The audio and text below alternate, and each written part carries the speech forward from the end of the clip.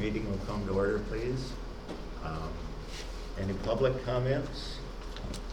Public comments? As a board member, I have one. I think it'd be appropriate that our masks are removed anytime we're speaking or going to speak at some point, just make it simpler and easier. I think we've got plenty of social distancing. Also, I like that idea. yep. Also, there's a provision in the state clause that says any public speaking, whether you're speaking or about to speak or engaged in conversation, you do not have to wear them. And I know that Daryl had checked with Carmen and I appreciate that, but even the county board is not wearing them at their meetings. So as soon as the meeting's called to order, they're not wearing them also. So I don't quite understand where Carmen was at with that, but is that fair? Is that a fair statement? Yeah, public. Yeah. Public speaking is exempt from wearing the mask. So as we conduct our business here, but to and from, I think, just stay within the state guidelines. We probably should as we go on to it. So. That helps me because I lip read. I can't hear, so. Is there, that's just my opinion, and it's open to discussion on the public side. So. All right, any other public comments? I agree. I agree. As long as we're within, the guidelines of the soil and water. And That's our guidelines. yeah, To make those and if everybody else is comfortable. I mean, we have other people other than the board members in here. I think we should listen to their opinion if they want us to wear them. I'll take that into consideration too, but otherwise, I just assume not wear them myself, but. Oh, you ain't even got yours on. I guess I better look around. So I guess I'm okay with it. That's my only comment. All right. Action on the agenda.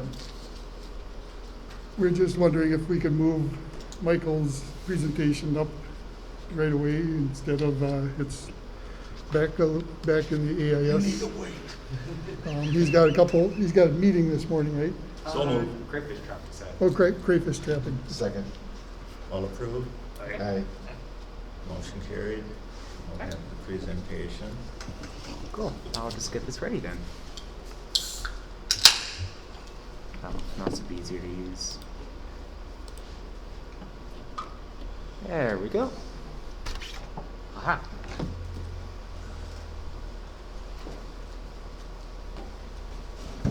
Alright. So, hello, I'm Michael Ellman. I think you briefly met me like 2 months ago. But I am the Conservation Corps apprentice for this summer and will be until tomorrow. So, I'm just going to do a brief overview of what I did this summer, primarily. So first, I did aquatic invasive species surveys. So I know they've done some of these. Oh, mask off? If you want. Okay, is it okay if I keep it on? Yep. All right.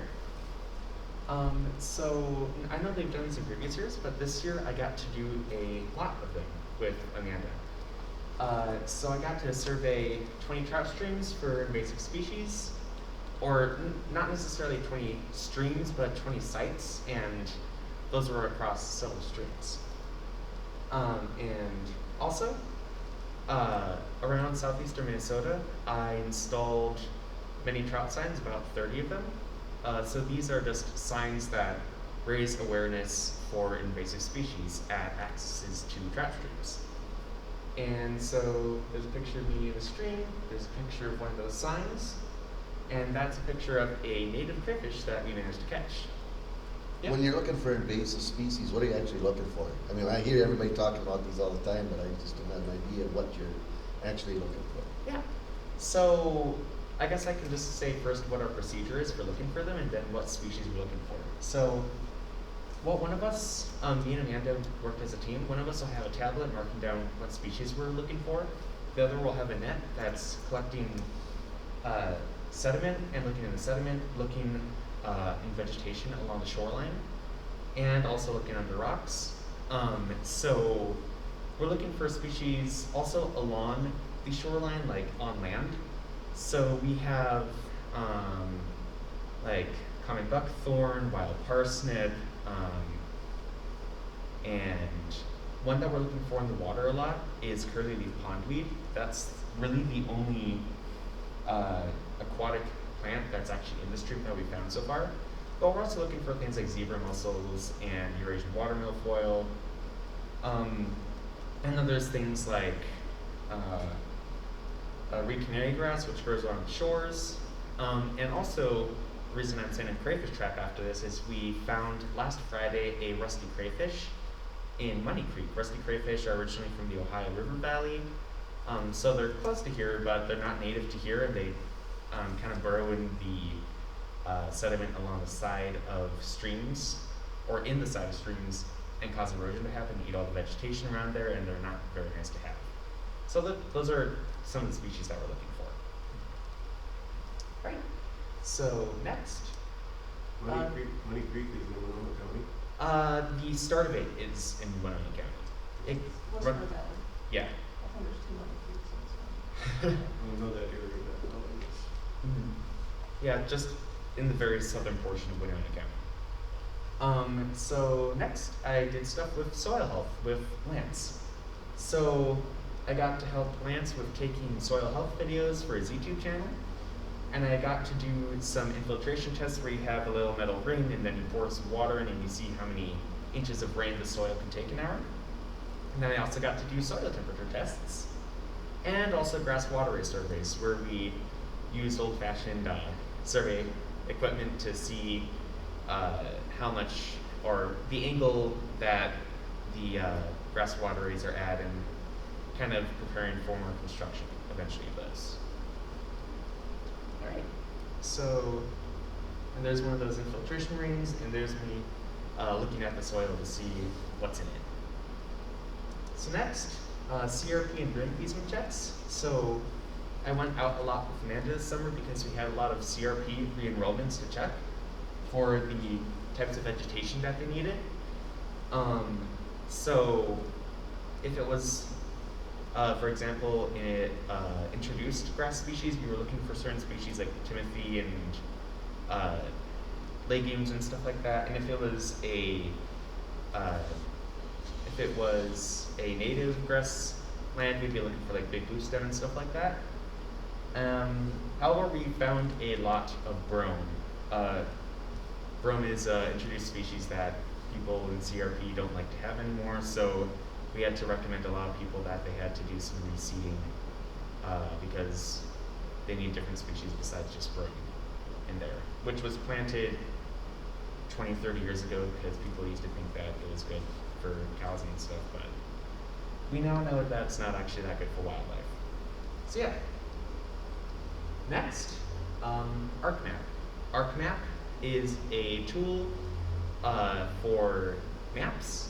So it's a software that helps people visualize data in a kind of graphical form and also analyze data. And so what I did on ArcMap primarily was take all of our aquatic and invasive species surveys from the last 5 years that are currently stored online on a map app called Survey 123. Then I downloaded them and organized them so that I can upload them to EdMaps, which is a invasive species kind of website that it's kind of primarily, it's the primary invasive species database for the US. And so there's a very specific format that I needed to follow to upload this data. So it took me a long time to organize the data manually, and then I uploaded it. And then I figured, you know, I might as well make a program to help people in the future not have to take quite as long to organize this. So I made a program in ArcMap so future people can just download the data, and then it takes about 15 minutes for the program to run, and then they can upload it. And I also wrote a manual on how to use it. And this way, instead of taking 8 hours, which it took me to do manually, it just takes about 15 minutes. So that way, it won't take nearly as long in the future for people to upload the data. Yay. Same, I would have done the same. No problem. I didn't know you could. Why don't you do just this, call me? so that was a nice little add-on there. Yeah. All right.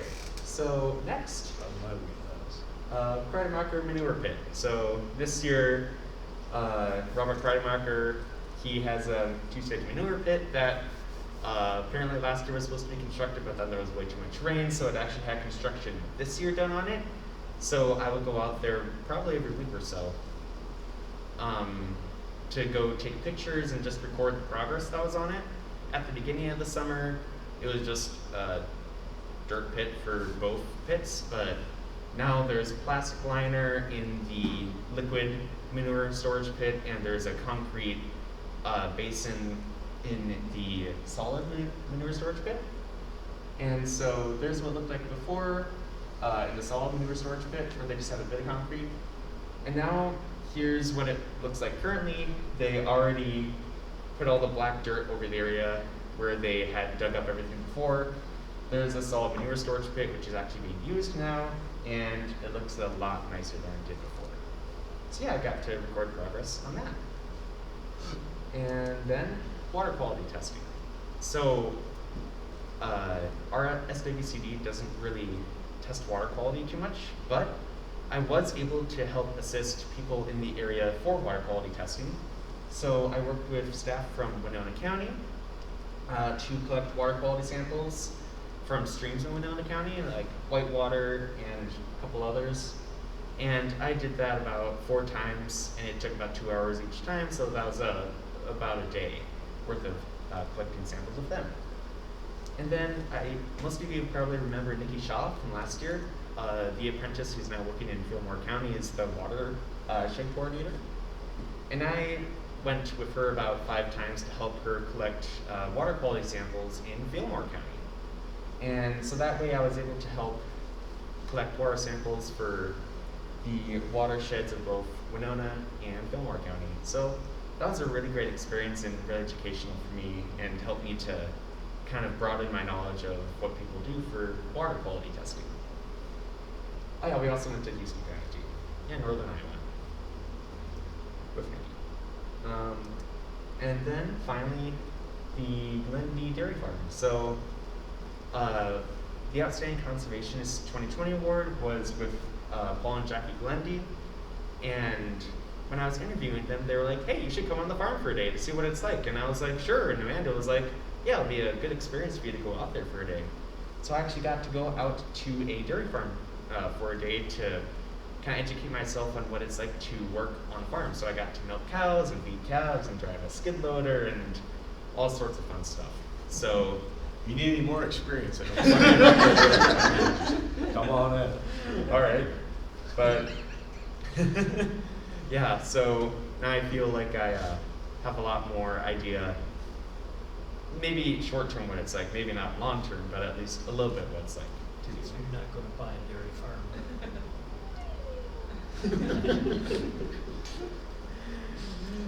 You don't get Saturdays off. I'll let you know. Or something. Or Yeah, so I heard. All right, and that's it.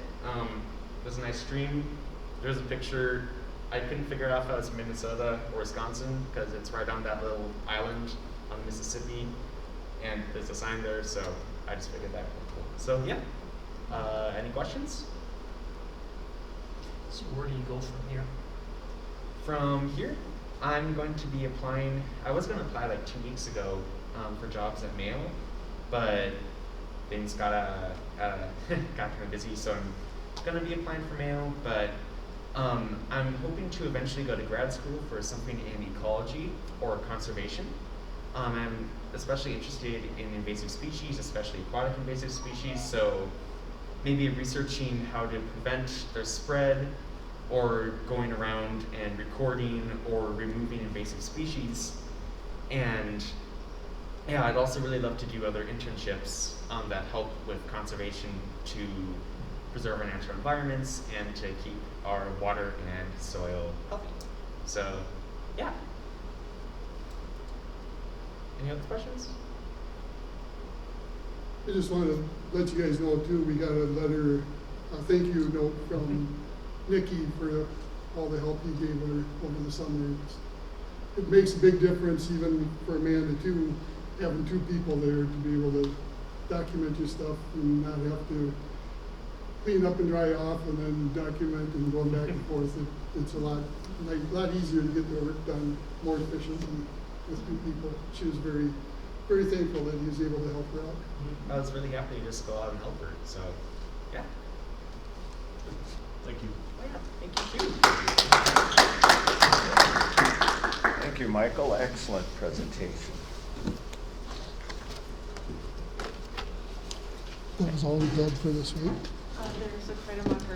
Okay. There's 4 photos in a file there on the desktop for you. Thank you. Yep. All right. I guess the next is the consent agenda. Take a motion to approve. Second. All in favor? Aye. Consent agenda is approved. Treasurer's report? That's all part of the consent agenda. Oh, okay.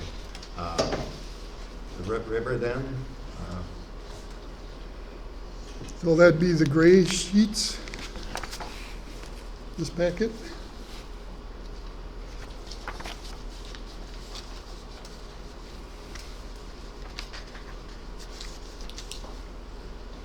So treasurer's report, I think the only change was the addition of interest rate.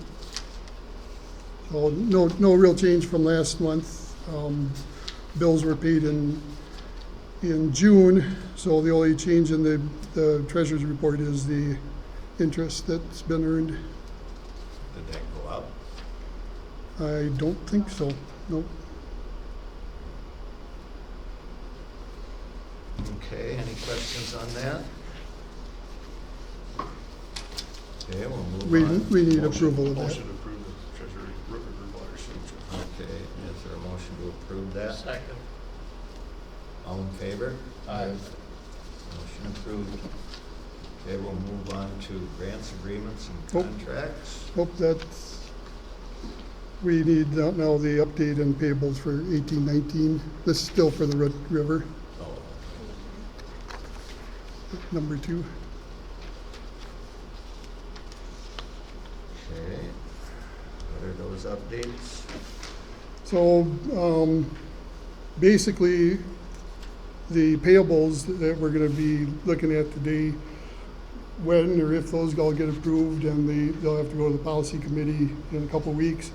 When everything's done with those payments, we'll be over the 50% mark for the River, for that first grant. So we'll be able to request the next 40% from Bowser. That's the 50-40-10, right? Yep. And I know it sounds odd that we're just at the 50% now, but most of the projects, or most of the money that's still out there is for conservation cost share practices. And we have almost all of that encumbered, just not built or billed yet. So hopefully a lot of those will be coming in. I know Phil Moore asked me for the list of what they've billed for so they can start billing for more. It sounds like they probably have projects done that they just haven't billed for yet. So I think we'll get a lot more of those coming in at the end of the next quarter. Is that out of the 2021 grant then, or are we still dispersing 2018? We're doing some of both. Okay. So the bills payable, if you look on the next page, actually it's on the back, is in red is what we're looking for the 2018-19 payable. And it's for Fillmore SWCD for technical assistance and administration. A lot of their technical assistance dollars are their nutrient management planning. Mauer SWCD, they got some cost share practice, some cost share done, and the technical assistance and project development for those projects. And Red River has just a little bit of technical assistance. They're also in that same situation where they got a lot of projects they're working on. It's just they're not completed or not billed yet. And then for us, we have technical assistance and administration. So we need approval on payment for those. So moved. Second. Is there a second? Second. Okay. All in favor? Aye. Aye. Motion carried. Is that technical assistance, is that like just a really broad catch-all, Yep. right? You don't really know. Some of it, like I said, most of it is working with the landowners, either to install something or to determine if they want or need something or what they need and things like that. But especially for Fillmore County, that also includes their nutrient management planning and the cover crop soil health guy out of Fillmore covers most of the, or a lot of the watershed. So We use it's- Lance for ours, so we don't use them in our county. Right, so what happens, somebody calls, and then, kinda like the lawyer starts the clock, and when you're done with that, you stop the clock and say that gets billed with Yep. technical assistance, correct? Yep. I got a question, maybe sound foolish, but I just wanna make sure I got this all straight in my head. We have a budget that we set up each year. Then we get these one watershed, one plans where we get the technical assistance and all that stuff. Where does that money go? That's a separate budget. That's not part of our SWCD budget. Okay, That's part of the one watershed, one plan budget. you know, Winona County is getting this money, isn't it? We get it, we have a separate bank account and everything for it. So we are the fiscal agent, so we're in charge of it, but we have the, policy committee has set the work plan and, you know, what's gonna be done and what that money can be spent on. So then, once they set that policy and work plan, then we put together a sub-agreement with all the other entities to do that work that the policy committee approved. Okay, But the question you're asking is, Well- does the money come into our general fund account then, and then we can? well, I mean, thinking of like Kreidemarker's project too, because whoever designs that gets paid for it. Or like Amanda's put a lot of work into it. Yep, That's part of the cost of that, correct? yep. But that's not built into our budget, is it? So then is that extra money coming into Winona County? It's built, the Kreidemarker one is different.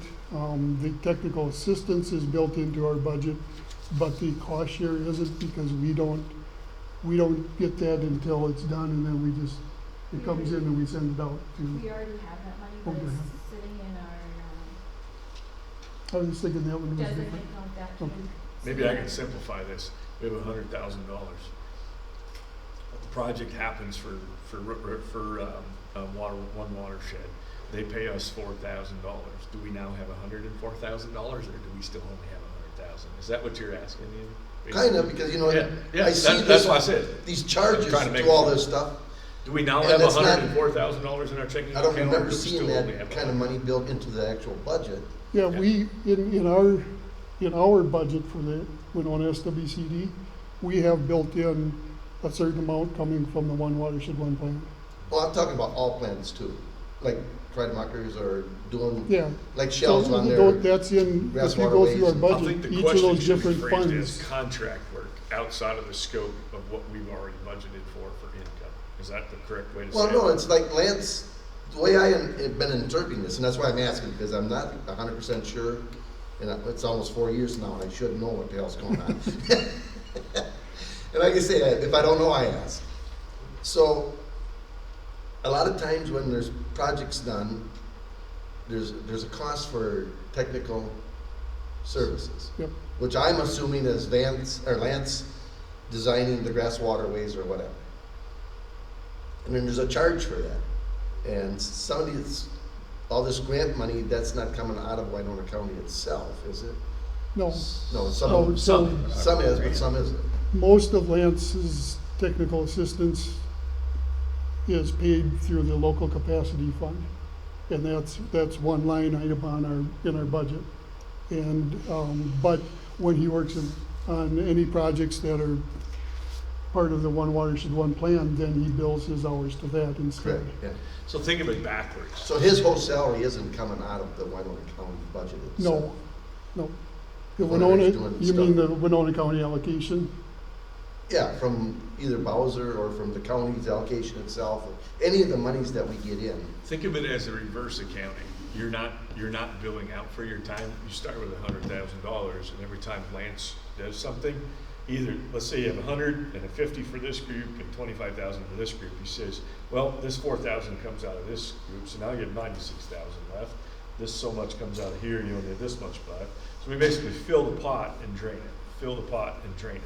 The difference is that with I think I understand what you're saying. Is that what you're saying? So it's not, we don't bill it out and somebody writes us a check, it actually comes off the top every time we do something. So then with the One Watershed plan, okay, because we're administrators for it, we just keep track of so much time, and we, in essence, pre-guess how much time we're gonna think that's gonna take.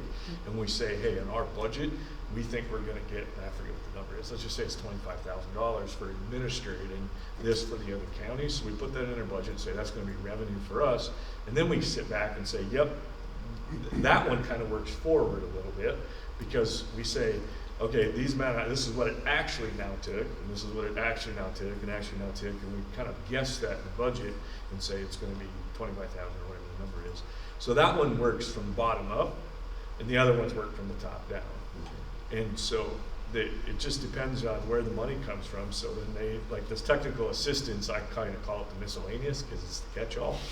And it kind of catches a lot of different things, but now that technical assistance can come out of a multitude of different places, and that again pulls from the top down. Okay. Does that explain it? Yeah. Yeah. Because, Okay. you know, every time I see this, I think, well, you know, our budget, if I remember right, was 581,000.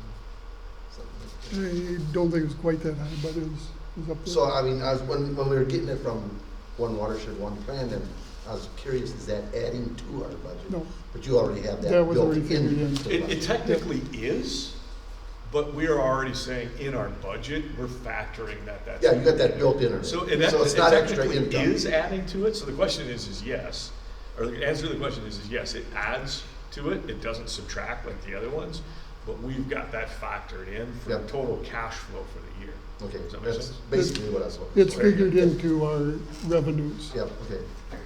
Like I say, it's been 4 years, and I wasn't 100% sure, so then I wanted to, you know, clarify. Yeah, and so, and then the interrelation there between your entity and Winona County is, it makes sense when you've got these additional programs, there's more work, there's more technical assistance coming in, so then it makes perfect sense for you, well, we're gonna need another employee, or there's another half position. So eventually you hire that position, and then somehow these programs ebb and flow, they go away, and you pick up that additional employee, and then eventually the technical assistance doesn't come in, or whichever administration or development, or whichever part of it's gonna pay for it. So then you're like, oh, we can't afford this, and then it comes back to county board, we've got this employee, we don't have enough money to pay him, we need more from you. So for me, it's always, I see it happening and it's all good until you can't afford that employee, and then I'm nervous because it's been an expansion government, and for you, an additional employee is like 25% increase in labor, which we're not doing countywide. We've been very judicious on poor Kay in her department. I mean, look at how she's struggled with not having as many travel employees as she wants. I'm just saying, everything you're doing is good, but there's things ebb and flow, and it can be a frustration down the road. The state of Wisconsin has done a lot of limited term employment kinds of situations with an understanding that, say in the future that somebody is needed, but, it may be something that's renewed later. So that's how they've solved that problem if it got to that point. I've seen resumes from people from Wisconsin as we've been trying to hire to replace Blake, who was poached by Fillmore County. More on that later. Quick note. And that also is one of the reasons we do this Conservation Corps apprentice, is to help with some of that workload that builds over the summer. And it's not hiring a full-time position, and we don't have to go through so many things, and plus we hire them through the DNR, so the DNR is the one that actually is holding all the responsibilities of employment. Do you have enough with, especially with, if we get Winona County's One Watershed, One Plan going, plus we're working with the Fillmore part of, the Root River part of it, where you might need 2 conservation guys during the summer? Is that allowed? We'll cross that bridge when it comes, Okay, but I think we'll be fine. okay. But you never know if the Mississippi, Winona, La Crescent, if that does come about, if, you know, maybe in the planning process, we find out that there's some big projects that are gonna need a lot more staff, then maybe we'd consider it, but until then, I don't plan on expanding our staff. And at the county level, we get, summer help, part-time help at the highway department a lot, and any of these interns that we get. That's a pretty easy pill for me to swallow, because once you have a permanent employee, they're there a year, they become unionized, and you almost will never get rid of that position until someone retires, or, so it's much easier for me to either contract out or to have a summer help or an intern or a temp help. Those are things that government has more flexibility with. So, and then I did have one question on why is Fillmore County, why do they lump everything together with ag practices, tech assistant, project development, and administration, whereas the rest of these are listed out? I'm always looking at how much actually goes into the ag practice, and I can't. Land practice. But in Fillmore County, their line item on page 2 of 2 has it all lumped together, and it just seems like to me it's like it's camouflage. It's not transparent. It's not straightforward. They didn't have any cost share in this billing. That's why it's not Meaning in there's there. no ag practice. No cost share. They're working on them, but they either haven't been completed or the bills haven't come in to ask reimbursement on them yet. So there's actually things turning on the ground, it's just Right. nothing's finished yet. And that's why I said I'm expecting that at the end of the next quarter to have a lot of ag practice cost share requests come in. Because I know, like I said, Laura contacted me Monday or Tuesday and asked, you know, which ones they've already billed for and which ones they haven't, because it sounds like they're maybe behind on billing for some of them. What's the system of checks and balances on that? You know, I'm not insinuating by any means that anybody's trying to take advantage of pulling money out of the pot, but, you know, what's the checks and balances to say, well, we need a little more cash flow, let's just charge some more tech fees? And who sits back and says, oh, we had 5 projects, they all failed, no, we never did it, but we got all this time setting them, all of a sudden you got another $10,000 Well, in assistance coming in. They only have a set amount of technical assistance that they can bill. So it's not an open wallet at all. They have a certain amount based on how many cost share dollars they're expecting. I mean, okay, so we're trying to make sure we get it all, right? So is there, there's really nobody, what I'm saying is there's really nobody watching that? It, not Kind on of a a day-to-day non-system. basis, Yeah. but it will all be audited by Bowser. Yeah. Actually, when we ask for 40%, they're gonna do some of that then also. And then they'll go back and look at everybody's paperwork. So they're looking and- at it saying, well, we've got all this technical assistance, but no projects on the ground. Wait a minute here, why'd you bill out 25 grand, but Yeah. nothing happened, sort of deal? That's what I'm at. Yep, Yeah. they'll be looking at that. That's my tax dollar at work. Well, and along those lines, I think that's been part of my resistance to this whole one-to-one program right from the start, is that no one's gonna be more aware of how this all functions than this original group of people who put it all together. And as time goes on, 5, 10, 15 years down the road, county boards have switched memberships, supervisors have switched, and there becomes less and less familiarity with why this is being done the way it's being done. It's just like, oh, it's done that way, and the accountability and oversight, the bigger it becomes. I mean, you got soil and water, you're much easier to just. The higher up it goes, the Yeah. less oversight. Yeah, Yeah. you have local I agree. control of your citizens through you and your staff. Everyone's competent, works good, but the more it gets diluted with bigger government, the harder it is for any one local official to control. And it just becomes a stepping stone to a larger government having more control and local government having less control.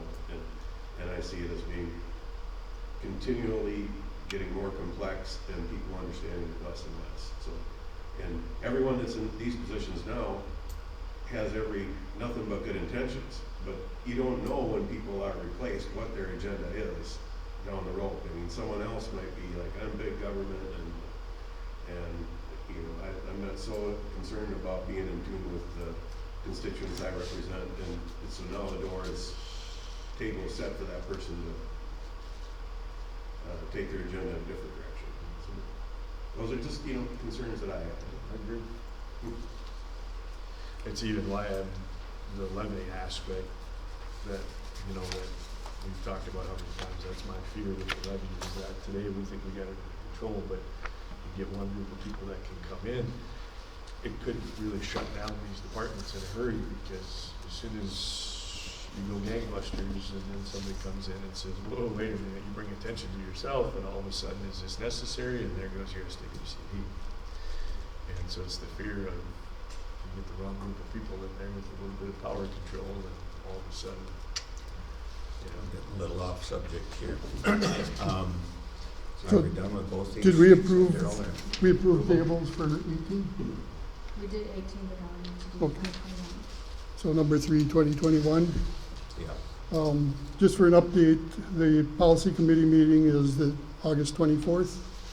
Okay, and that's That'd actual. be, It'll be in Preston. I think it's virtual again. Okay. And a couple things that we're gonna look at there is updating the bylaws so reimbursements can go out quicker. We had some conversations with MCIT, and they were really cautious about how some of the stuff is working, so we looked at redoing the bylaws a little bit so we can, once the payments are approved here, we can make the payments, and then we give those updates to the policy committee. And then also to include temporary cover and CRP prairie strip incentive payments on a trial basis. Those are two things that we're looking at updating with the policy committee and on the 24th also. And those CRP prairie strips are just a trial basis in Mower County only.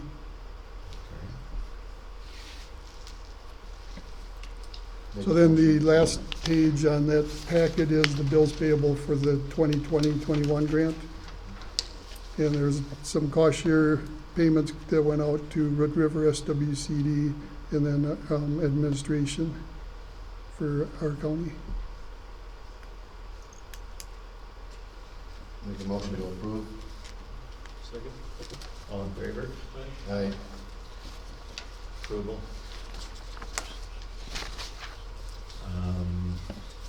Okay. To our grants, agreements, and contracts. So if you see your big spreadsheet, should put it on bigger paper so we can read it easier. Getting a more power magnifier.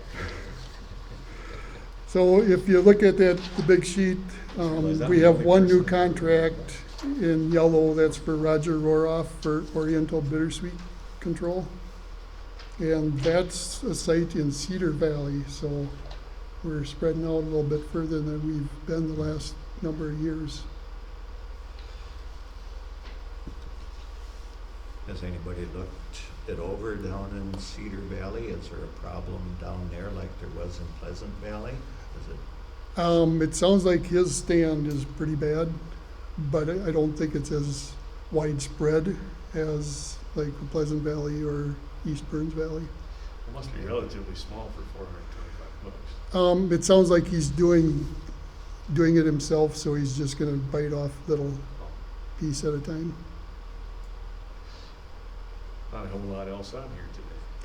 No, Prepare for next month. yeah, next Is month. that what it is? Yeah, next month, we're probably looking at 8, 9 contracts.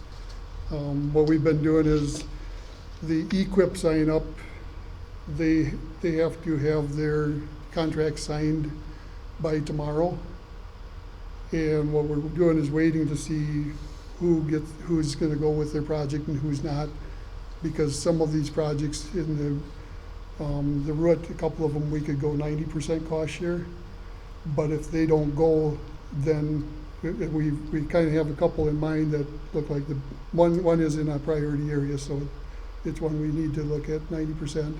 And then the next one, if that one doesn't go, then we can offer 90% to other ones. So we're kind of waiting on those to figure out who's gonna be eligible and for how much cost share. And we had one person come in this morning that decided not to do their project. And it's at least 3 or 4 of them that were approved for equip, but decided not to, basically. Most of them are bonds, yeah.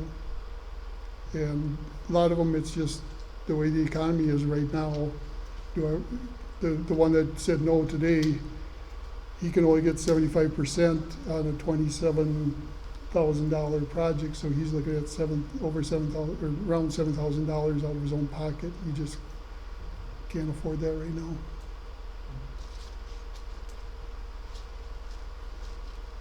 But it looks like we should have maybe 8 or 9 next month, if everything goes right. So we need approval on the one for Roger Roroff. Second. All in favor? Aye. Aurora project approved. If I could give you another little update, the Kreidemacher project at the Manure Pit and everything is pretty much done, except they don't have the pump yet. They ordered the pump a couple months ago, and it comes out of Canada, and it sounds like it could be another month or 2 before that comes in. And our cost share contract expires, it has to be completed by September 30th, by the end of September. So we may be asking for an extension on that too, at next meeting. So is it a stationary pump or? It must be, I haven't seen the plans, but it's a pump that goes in the pipe between the 2 pits. Oh. So they can't even finish putting in the So pipe it's not and the gravity riser. flow, it's pumped. I thought it was gravity, but it Maybe they goes put in it this in the middle manhole. to pump equally or something? It goes in the manhole, so I'm assuming it must not be gravity. So they can't finish the earthwork because they have to get that pump in and then finish the manhole and then finish the earthwork around it, so. Hopefully it comes quicker, but if not, we'll probably be asking for an extension, and we're gonna be backing up against our contract with the Joint Powers Board because this grant ends the end of the year. And hopefully we find out quick enough where Bowser can give us an extension, or give them an extension, and we can extend our contract. And so it's gonna be tight. Extenuating circumstances. Yep. Usually they are able to extend the grants, but you never know. This guy's already been sending Oh, that's right, it has 6 months, right? loans. Or was it 4 years? Hopefully we can get it extended. So what happens if you don't, just out of curiosity? I don't know. Hopefully we can pay what they have done then, and maybe look at they do have some new funding and another grant, so maybe we can roll the difference into that. That'd be my first try after trying to get everything under this one. Okay, number 2, the NLMP, what is this about? So every year, that's the blue sheet. Every year we have to approve a non-land management practice plan. And that's basically to say that some of our cost share is gonna go to cover crops, not just for waterways and ponds and things like that.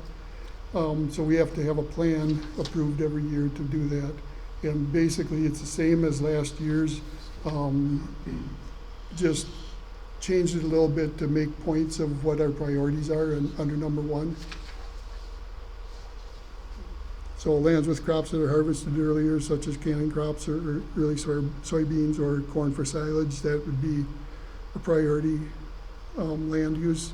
landowners that are transitioning from conventional tillage to minimum or no-till operations, fields identified as highly erodible, or lands within the townships that had equal or greater to 10% of the wells with 10 milligrams per liter. And that was in those tests we did 4 or 5 years ago now? 16, yeah, 4 years ago. And that's all based on data from MPCA.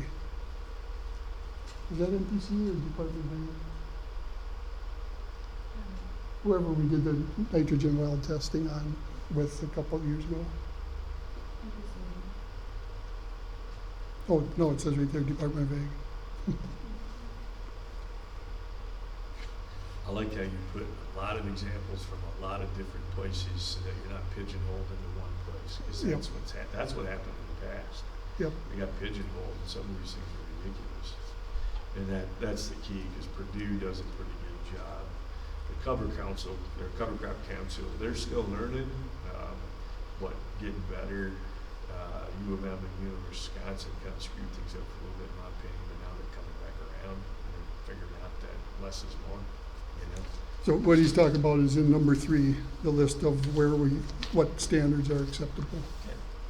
Is it, they actually made it almost difficult to do it Yeah. for a while. And USDA ran into that for a while too. I think they've relaxed their standards some now Well, too, I've but had plenty of conversations with, you're asking the impossible. yeah. And then number 4 is, we were planning on leaving everything the same unless you guys wanted to change something at $30 an acre for maximum 30 acres. And then actually Bowser requirement is that it's a 3-year contract.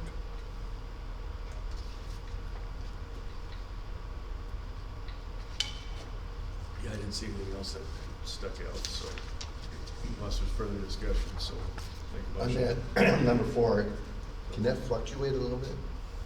As far as, It could be less than. yeah, Yeah, I mean, let's say, for example, you got a smaller farmer chopping 10 to 12 acres of corn silage a year. It can be less than, but not more. Yeah. That's Yep. just sets the And and max. then, and you we've know, done that. Next year we had 4 years, so it took 15 or 20 acres to. Last one I saw somebody at 27 acres. Yeah, we've had some that were, we had a couple that were right around 10 acres. The acres have to stay the same from year to year. Oh, they do, Yeah. okay. And they have to do it for 3 years? Yes. Yep. Yes, that part I understood. And that's a Bowser requirement. I suppose that way you know how much that person is getting for the amount of money that you Right. have. Yep. That's under- So if they sign up for 10, it's 10 for 3 years. They just Yeah. can't do anything. This sets the So they're maximum. better off to sign up for a smaller amount, just to make sure that they can use it. We can't go over though. So if they sign up for 10 and they do 20, we can only pay them for the 10. Correct. And actually, most of them are at 30, but do 50, 60 acres. Yeah. So even Well, if there was the some reason I'm asking is- variation, they might sign up for 30 and do 60 this year, but 40 next year. They're still within that 30, so. Yeah. And you can get quite a bit done for $30 an acre. Couple Yeah, times. well, Yeah. Isaac's interested in doing it, and this year especially because we should be getting corn silage off early this year, so it should really benefit this year. Yeah. So he's got a fertilizer spreader he wants to. I Well, think we're gonna chisel plow and then go out and spread it on top or whatever he's gonna do. Just, And there's a lot of people that are looking around for their cover crop seed. Not just going to the local elevator if they don't have it and not doing it. They're looking other places then if the local elevator doesn't have it. We had a landowner call in last week and said he found semi-loads for a very good price and wanted us to make sure we let all our cover crop people know. So we kept barley back. Lance has that information. We can't recommend anybody over anybody else. Yeah. No, I'm just saying we kept our own seed back Oh, from, you kept your own seed? from this year to do it this fall. Barley. So we He just wants need, something that's gonna die off at the end of the year, so that we don't have to go in and spray it or whatever in the spring. It's not I don't know if you would call it a fish cover crop. It's just gonna put something on to hold the It's soil a this different, fall. it's not the normal, most people do rye, Yeah, but people do barley, people do oats, they do a wide variety of Yeah. species. It's anything green and growing is better than nothing. yeah, Yeah, so it comes down to economics. There's a lot of people I tell, hey, you got like testament hills, can't get rid of them. There's a perfect scenario. Pull them back on, things like that. So there's really it really comes up to what time of the year it is, what are you trying to accomplish? Like you said, okay, I don't want to have to try to terminate it. What can we get out and what's going to grow and what isn't going to grow, And so just figuring those things out. And for example, with us, we literally have, I know at least 8 off the top of my head, different companies or sources or places that we can pull from large quantities, rail cars, semis down to 50-pound bags, complex 10, 15 weight blends to single species. It's gotten to the point where the cover crop industry is beginning to close in on itself, where there is no more high prices, because unless you just, like you said, call up here, and the mentality a little bit is, well, we'll sell it at that. If we don't, we don't. If we do, we do. So with a little bit of shopping around, and so it's really getting much better. It really is. There's not kind of just this 1, 2, 3 companies to pick from anymore, which has made it so much better. And then, for example, for us, what we do is we price shop, and we do custom stuff, and we call here, call there, call here. We've got multiple vendors that we pull from to try to get it in as cheap or economical or as quick or as sizing or whatever it is. And the industry is really starting to accommodate that. It never used to be that way, so it's getting really nice to find what people need. And here's the second side. It used to be hard on the timing aspect, because what happens if all of a sudden your corn silage doesn't come out for another 2 weeks, or beans don't come out for 2 weeks? It changes the whole dynamics of what you can put in and what will grow. Because a week in the fall is worth a month in the spring, if you follow what I'm saying. So it's what's happened too in the past is people have pre-ordered their cover crop seed and then found out that they weren't able to put it in, or they wasted certain dollars because species didn't take off, it looked weak, and then they said that was a waste of money. So the timing of being able to get this thing is drastically improved, where it's 2, 3, 4 days, maybe a week out to get these things, versus before it used to be several months. You got to speak up for it, because nobody wanted to supply and set up inventory, because seed goes bad. So, but because it's the adaptation of this that's allowed that market to just get so much easier to deal with. So, Well, that's good. That indicates that it's getting to be a more common thing. it is. It really is, and so that just to save it to us and other companies, we're adapting to it. That's what we're about. So we need approval on that motion to approve. plan. Second. All in favor? Aye. Approved. Number 3. Did we cover that already with our discussion? Or? Nope. What we've been doing the last few years is authorizing me to sign the cover crop contracts. That way, Immediate. like you were saying, if we need to get that thing in next week, we can get that contract signed and let them plant next week, instead of having to wait till the next board meeting. Yeah. So it'd be to authorize me to do that, but also authorize to let us pick which funds it's coming out of. And if you go back to the big spreadsheet, those last 2 on the spreadsheet are in green are going to be the primary ones we would take from. We still have that drinking water protection agreement with Fillmore SWCD to do some plantings, some cover crop plantings, and we also have a new agreement with the Whitewater Joint Powers Board to do plantings. So we would try and take those first, and then if they either don't qualify for those or we run out of money there, then start taking from the local or the local state cost share dollars. Okay, we have a motion to approve that. So moved. Second. All in favor? Aye. Motion carried. On to new business. letter of support for protecting forest land and blufflands. That's the green sheet. Okay, The DNR is working on an application for from the USDA Forest Service to fund some, to get a grant, $245,000 to help improve or increase private forest management capacity in southeast Minnesota. They've done this up in northern Minnesota and really see the need down here because of the amount of forest land we have in southeast.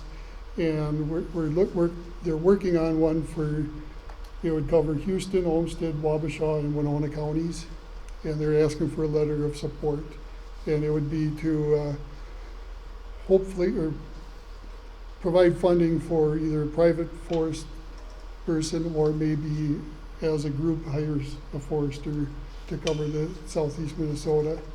It would work on doing outreach. It would also, but it would mainly be looking at the planning and cost share for doing timber stand improvement, doing tree plantings, reforestation, helping with the logging, everything from start to finish, and also controlling invasive species.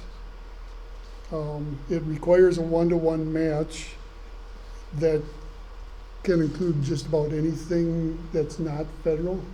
So it could include our cooperative weed management area, our tree sales, time and money spent on that. So they're asking, they have 2 different letters, and my plan was to use this one that doesn't offer any match. Figuring we would have very, very limited amount that we could match.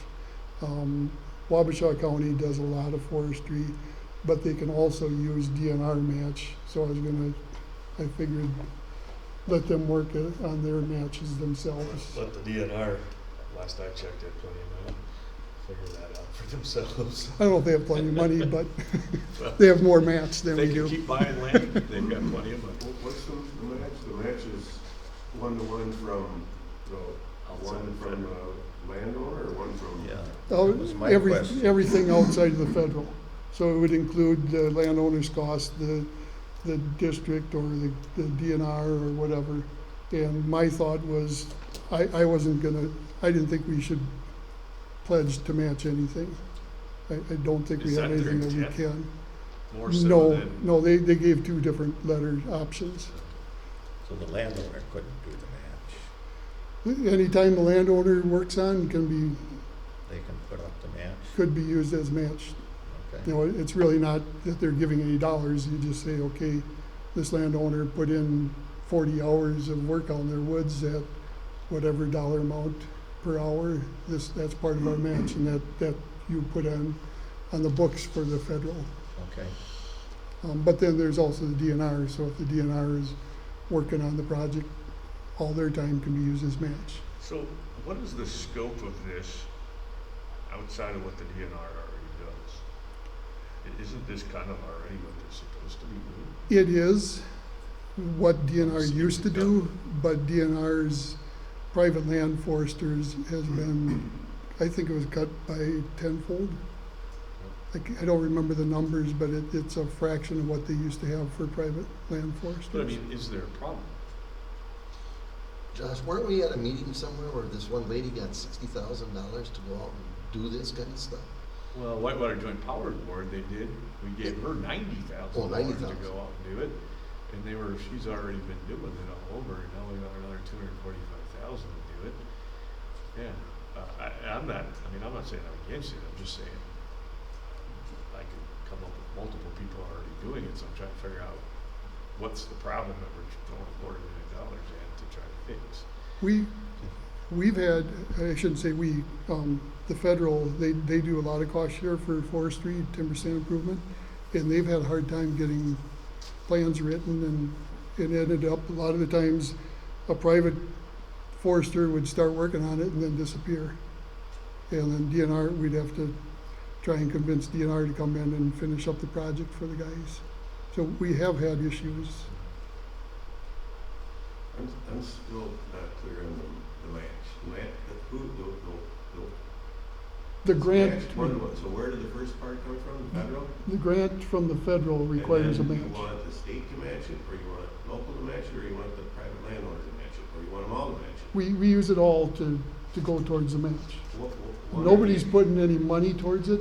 We're just saying that this is the way all matches go. You know, if we're working with a landowner, on a When you say pond, no one's putting any money towards it, you mean no landowner? no landowner would be putting money towards a match. So It would be there, if a landowner says, I'm gonna go out there and do this timber stand improvement myself, and they spend 40 hours out there doing the work, that 40 hours can be used to say, okay, that landowner matched 40 hours worth of money towards that project. They're providing services instead of cash. Yep. And but are you saying that it has to be the landowner, or you're saying No. that the match can come from somewhere else? It can come from that, it can come from, we could use all our our cooperative weed management area, we could use all of that and say that $15,000 is a match for this grant. We don't give it to them, it's our local share that's being used to match the money they're putting towards it. So And then they're- if the county is doing Oriental Bittersweet, Just where I was going. those hours could be put towards From that the too. in-transit, they're paid and they're removing Oriental Bittersweet for the express purpose of trying to improve woodlands. And while they're out there, they can be identifying, you know, how far black locust has gone in certain areas, you know, even though it's not technically part of the grant, they've got eyes in their heads, you know, and they can be documenting that. So any dollars that are spent by the county, no money moves hands, it's just said, okay, for your 245,000, we spent that much at the county, this much at the district, this much at the landowner, so we're matching yours. And we have an app to prove it. Yep. So does that cut the cost in half, or does they just send us a check for the other half? Well, not just send a check, but Well, I mean, basically, let's get it yeah, down to nuts they're and paying bolts. for the other half. Right, so that cuts the cost in half. Yep. Okay. So we get reimbursed for our time for that, or how does that? Well, depends on if we're doing more beyond what our cooperative weed management area grant. If we do more beyond what that is, then they would match it. It's kind of we're gonna send the feds are gonna give us money to do forestry work. And we're gonna match it with our own forestry work. Doesn't have to be switching monies, it doesn't even have to be the exact same project. It's just they're producing the same outcome. So I'm a scenario person. I have a $50,000 job. I have a $100,000 job, 75% cost share. Landowner pays $25,000. That 25,000 is match. Just the landowner portion of it, The 25,000 that the landowner does not our is 75,000. match. If we use our state money to do the 75%, that's match also. That's what I'm saying is that, okay, so we got a $100,000 project, the whole $100,000 match. So do we get a check for $100,000 that now we can go out and do more? Or do they say, no, we'll cover half of that at 1-to-1, so you get a check for $50,000 to reimburse? It depends Like on, some- it depends on how you put the agreement together when the time comes. So it could be either way. It could be either way. Okay. We could say, okay, we're gonna do this $100,000 project, 50% of it's gonna be out of this grant, and 50% is gonna be cost share, local or landowner cost. Yep. So either way, we could get 100% of it, but we either get a check back for $50,000 or we Yeah. reduce the overall cost by $50,000. Or you could, what a lot of times happens with match stuff is, we'll do this $100,000 project and you do that $100,000 project. So you So get twice. it the doesn't work done. always You get come twice the out, work done for the same amount of right. It doesn't necessarily come out of that same project. money. Right. And actually, what a lot of times it is we'll do 5 We're just getting credit. $10,000 projects and you do one big one. Right. Well, so we're just getting credit for what we're already doing. Yeah, We could use the credit for what we're already gonna do. It To doesn't get cost us more. any more money. We're just saying, that's our 50%. or that's our one, here's your one, and it's just allocating some more dollars. So then the Yep. scope of what we're trying to accomplish here would be very similar to what we've seen done in the past. So I'm following it pretty close when I'm still not 100% clear. Following it pretty close when it's, when you're wanting labor as part of the match, but when we all as government start taking federal and ask state to match it, that's all easy, or local funds to match it. That's all easy for us to do, but it's just government pitting one level of government against the other, drawing out of two pockets of the taxpayer, instead of, so I get it with labor, and I can kind of follow that, but when they're, I'm trying to figure out sometimes whether they're using my board or your board as a pawn to hit one level, and we're just gonna take twice as much from taxpayer. And are we gonna get work done? Yeah, but when I was trying to figure out where all the money is coming from, and all the money is coming from taxpayer. It potentially could come from the landowner if they Yeah, so so choose that, to. if it's coming from the landowner, I'm more supportive of it, but this is your deal. I'm just trying to understand it, I just because try to it comes understand back it. to me on other boards, and Whitewater, and county, and Whenever there's cost share involved, almost always 25% has to come from the landowner. So a lot of the I didn't projects, get that there here, is gonna that be, it has to. well, for any federal or state, it's almost always 75%. For most of the grants that we have, that's the way they work. The flavor I was trying to But it's give not was all coming out of there. one level of government competing with another level of government using this board to say, oh, that makes sense, and then not hardly realizing that we just figured out two places to get money out of, two pockets of taxpayer. I've got two questions, one for Daryl, one for Josh. For Daryl, doesn't Kevin O'Brien do this, or would they hire another person for Lewis to do this? Kevin does it. It doesn't sound like they wanted to hire it through the DNR. It would be maybe, my thought personally would be maybe Wabasha would hire somebody, Wabasha SWCD, because forestry is a huge part of their district. And my guess is they would probably consider hiring a forester, but it would be shared with us in Houston and Olmsted, was it the other one? The question, Josh, is if you're spending $90,000 already through Joint Powers Board, are you seeing results, getting positive feedback? Well, so I'll answer that, and here's what I do like about this.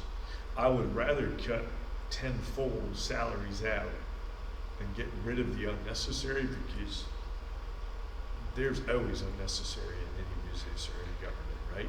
Where people are standing around going, well, we almost gotta look for something to do. because The we- hell do you say? You come over and I'm gonna have you job shadow me for the day. No, I had to just give you a hard time. Yeah, Sorry. well, I own a company, I own 4 of them actually, so I get it. So the reality, and I've been a mayor, I've been in public service for many, many years. The reality of it is I'll disagree. There's always people standing around at some point. There always is. So what I like about this is that this says you've got a defined scope and a mission, and this is what made me on the Whitewater Joint Powers Board vote for that too. You've got a defined scope and a mission, and in essence, you better prove yourself that something good came out of this, because otherwise the next time it comes around, may or may not happen. And by the way, when it's all said and done, I don't have to worry about letting you go. I don't have to worry about unemployment. I don't have to worry about all these other things. So that's what I liked about it, because it's like contract work. And the government's doing more and more of it, especially in the military. They're saying, rather than us doing it, we're gonna hire this company, you're gonna come in, you got a job, if we don't like you, you're out the door, and we're gonna go to the next one. And that's what I do like about this type of work, because it doesn't put another full-time position in, and go back to Steve's thing where now all of a sudden you can't ever get rid of the person. I hate the word hiring, because hiring to me, overhead responsibility, this or that, right? There's a lot of governing factors, and every time you add another person, all of a sudden takes another person to oversee that person. And that's the, and it occurs forever, and that's the standing around aspect, because my wife, she's at the close to the very top. When S hits the fan, she's really busy, but when things are going well, she's not so busy.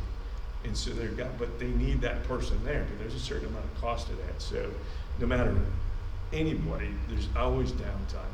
And that's what I like about these types of scenarios, is that it's hired, but that's my thing. So just like that $90,000, did we see something out of that? I think we did. It was pretty amazing to see some land ownership, the amount of people in certain areas that Jen targeted, that came in and were opened up, and they actually went to some meetings. And then we saw other little pockets that weren't, maybe they just weren't as open to it. The response I got back from it, was it worth $90,000? May or may not have been, but it might have opened up a lot of minds as to what was going on and what's happening to do that. If I'm going to spend 90 grand, I can eat that up in 1 year's salary with a person really fast. And in this situation, you get to turn the key off and walk away. And you got to come back and prove to me that it's worth spending another 90 grand versus hiring somebody. They just keep going, and all of a sudden, you have to actually say, no, I'm sorry, you're not needed anymore, and they can fight back. So I would rather see things like this than what I would hiring people. So that is my honest opinion, but my question is it really seems redundant. Aren't we already supposed to be doing this? Isn't that why we've got the DNR and the stations and everybody put into play, and we've done these other things? I'm not against it. I'm just simply saying, is this just a secondary layering on top of what we're already supposed to be doing? Not us, I'm at the DNR. So, and I don't have any clear, concise, I can read it and say this is what we want to do, but the question I have is there a need? Is there really a need for this? If I remember my reading correctly, didn't Northeast Wisconsin do something like this, implement something, and find out through their work that the forest productivity, as far as trying to create some additional economic development from harvestable lands, were in pretty seriously bad shape, and that they... Do you mean Northeast Minnesota? Or did I say Wisconsin? Yeah. Oh, I'm sorry. Oops. I'm a Minnesota native. I just spent some time in that other state. Too much time, apparently. Apparently, sorry about that. That football team thing. That's where this all came But from. that was they've done a lot of this in Northeast Minnesota. I didn't mean to intrude. I was like, Yep. this sounds familiar. So, okay. So part of my question mark right away came from, I'm reading the Bowser and the matching, and I've sat on the Southeast Minnesota Water Resource Board where Bowser's saying, we'll give you this federal money if you go to your local government and you match it, and then you'll bring all this money to your area. And to me, that was just offensive, because you're saying, we'll take the money from the federal out of this pocket, and then leverage it. And then you take the money out of that pocket locally, and we'll all celebrate with spending more money. And I'm just like, that just pitting one level of government against the It's other. leverage. You're leveraging your money. That's what you're doing. I don't see that it's pitting, it's Yeah, working that's together. what I was driving at. But my suspicion became when I saw Bowser and I heard matching, and I'm like, I wonder. I don't think Bowser is part of this at all. Yeah. I was using that as, how most of our grants go. I agree with you a little bit. We've too. already paid the federal tax dollars, we're getting our money back, is the way I look at it. That we're gonna be taxed anyway, and if we don't bring it back, it's gonna go somewhere else. So I think that's one of our objectives, is to try to bring that federal money back. I get that, unless the federal's saying you have to take it out of the other taxpayer's pocket for us to give it to you. Well, they're saying that you have to take a portion out of that in order to get the bulk. And both sets of dollars are going to a beneficial project, I would assume, and I hope that we would accomplish that. Now, on some Well, of it, I completely respect you, and I just come from a different place politically. And I understand what you're saying, and I respect it. not necessarily there. I guess on your point, Jerry, there's couple different ways of looking at it. One is if the government's short, they're gonna tax us more to get more money back. So and then the other option is, you always hear that the federal government's broke, so they wanna get into Medicare, Social Security. So they're taking from one pot to pay the other. So, I don't know if, by doing this to get money back to our district or area, I think we're just either gonna be eventually increasing the tax because they don't have enough money, I think that's where especially with the Steve's going. economy the way it is now. That's where Steve's going with this. Yeah, I'm saying, I'm agreeing with Steve that somewhere this money's coming from, and if they don't have enough, they're gonna tax more. So eventually, we're gonna be paying for it anyway, out of our own pockets. Yeah, and that's where I go back and say, this is the most concise and defined and simplest way to do it. And so we know that the process, to me, this way works very well because we don't have any long-term outlook on it. The problem with it is so then I say, okay, so the way they're going about it, love it. Better than hiring another person. But what are we trying to accomplish? So now I go to step 2. What are we doing? Aren't we already doing it? And I think, guys, this is beyond just this piece of paper. I think this is like 80,000 foot just in general, what we do, what the next board up does, what the higher boards up. And so it's not by any means picking on Gina. I'm just simply saying as a scope. Are we already doing this? Isn't this what we're already paying somebody else to do? So why are we doing it again? So it goes back to the $90,000 question. What did Well, we back see to out- that meeting that we were at, Yeah. where that guy was, and he was the head of DNR, wasn't he, Forestry? Yeah. Yep. He said he had a $94 million budget, if I remember right, and he Yeah. wanted more. You don't want to know. And how many employees did he have, 54? Yep. And what Something did like he that? It's something to do with logging, and we had that all figured. Remember Yeah, that? I mean, we were sitting in a meeting, he had his calculator going, and we just could not believe the figures, what we were hearing. What it took per acre and what they were spending, it was Yeah, just it's unreal. unbelievable. Yeah. And I, what you were saying, I think we've got enough money out there already to be doing this. Yeah. And this was at our annual convention. Yeah. Yeah, I was doing all the math and breaking it down to It's I showed him, and unbelievable. he was like, "Wow." But yeah, he had 94 million in his budget and he wanted more. Mhm. And like I said, he had 54 employees. So that's where my Supposedly doing this comment here came already. from. Is the DNR has plenty of money, but Yeah. you really sit down and look at what they get done with the amount of money they have. And what, Let's Just get my back to the point. question, do I we think that's wanna a little support this, a letter of oversimplification. support or not? yeah. If I don't hear a motion, asking for a letter of support, I guess it's just dropped. Yeah, it's a tough one. It's a tough one because does go against a little bit of a principle of what we're trying not to do, which is double tax the taxpayer and pull from multiple different sides. But yet at the same time, I do appreciate the way they're going at it, and I'd like to see more of this type of work rather than hiring it. So it's a catch-22 in my opinion. The same reason why I voted for the Whitewater Joint Power Board, because I wanted to see what Jen could do and what that effect might be. I would be, and I know that people are really good at producing an outcome that can make it look like more got accomplished than what actually did, or whatever it might be, and I'm not accusing anybody of doing it if they're gonna do it. But I'd like to see more of this type of work than what I would by continuing to hire people and putting them on that staff. It's just a thought that I have.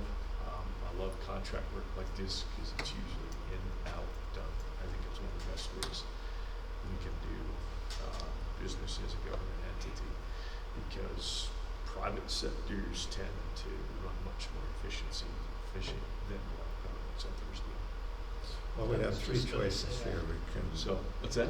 I was just gonna say. Yeah, and although this is Private. not private, it again leads more into that, looking at that private sector doing these things. So, yep. That's well, I hear no motion, so I guess we're not going to send a letter of support.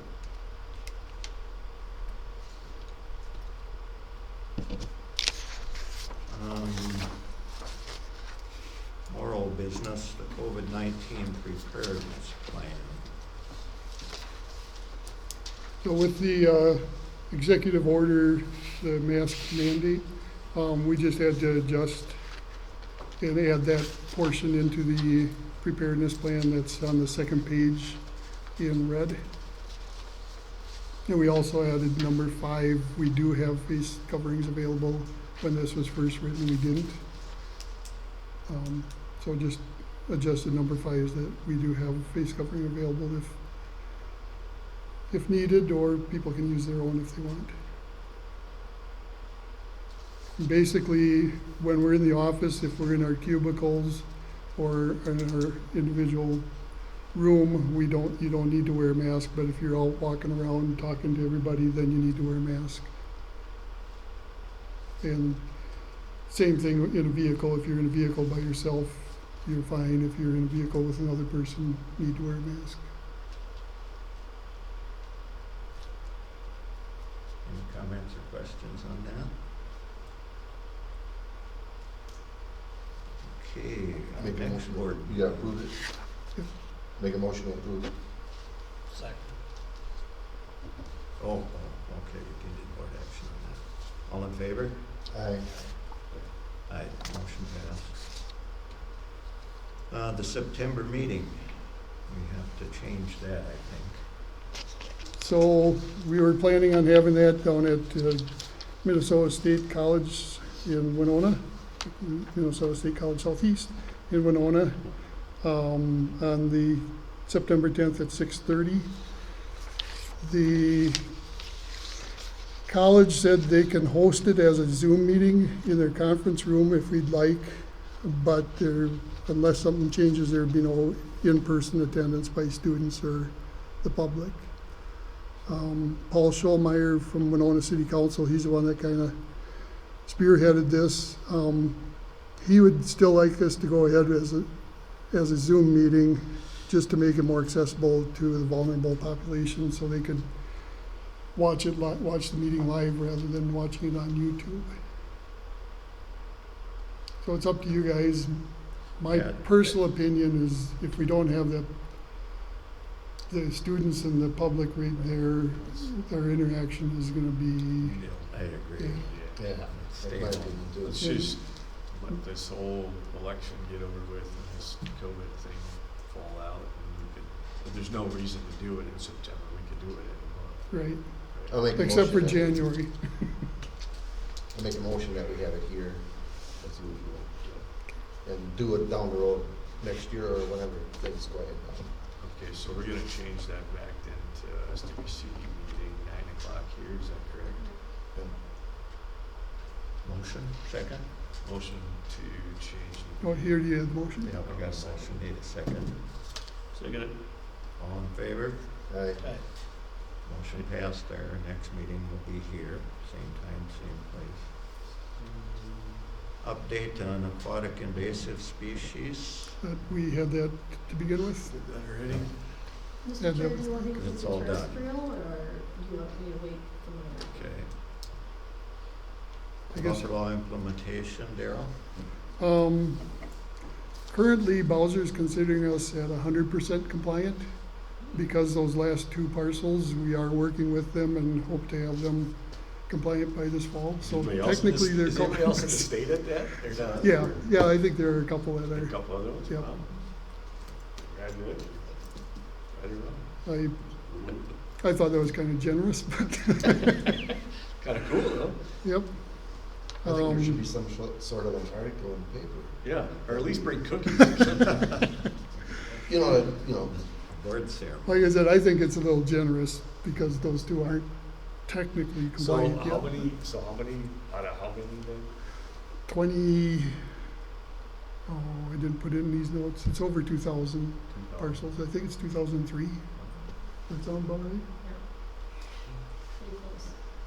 So 2 would be, And something 2 that could have parcels. been somewhat controversial, or would it be charged with people not, I mean, I don't think it could have been handled any better, without kind of stoking fire, and people are going along, and I mean, we had some people that were pretty vocal Yeah. against it, and they came around or whatever. Mhm. Well, I think this board and the county board set the tone right from the get-go with how it, for staff, how to handle it, and I think that's a lot of it.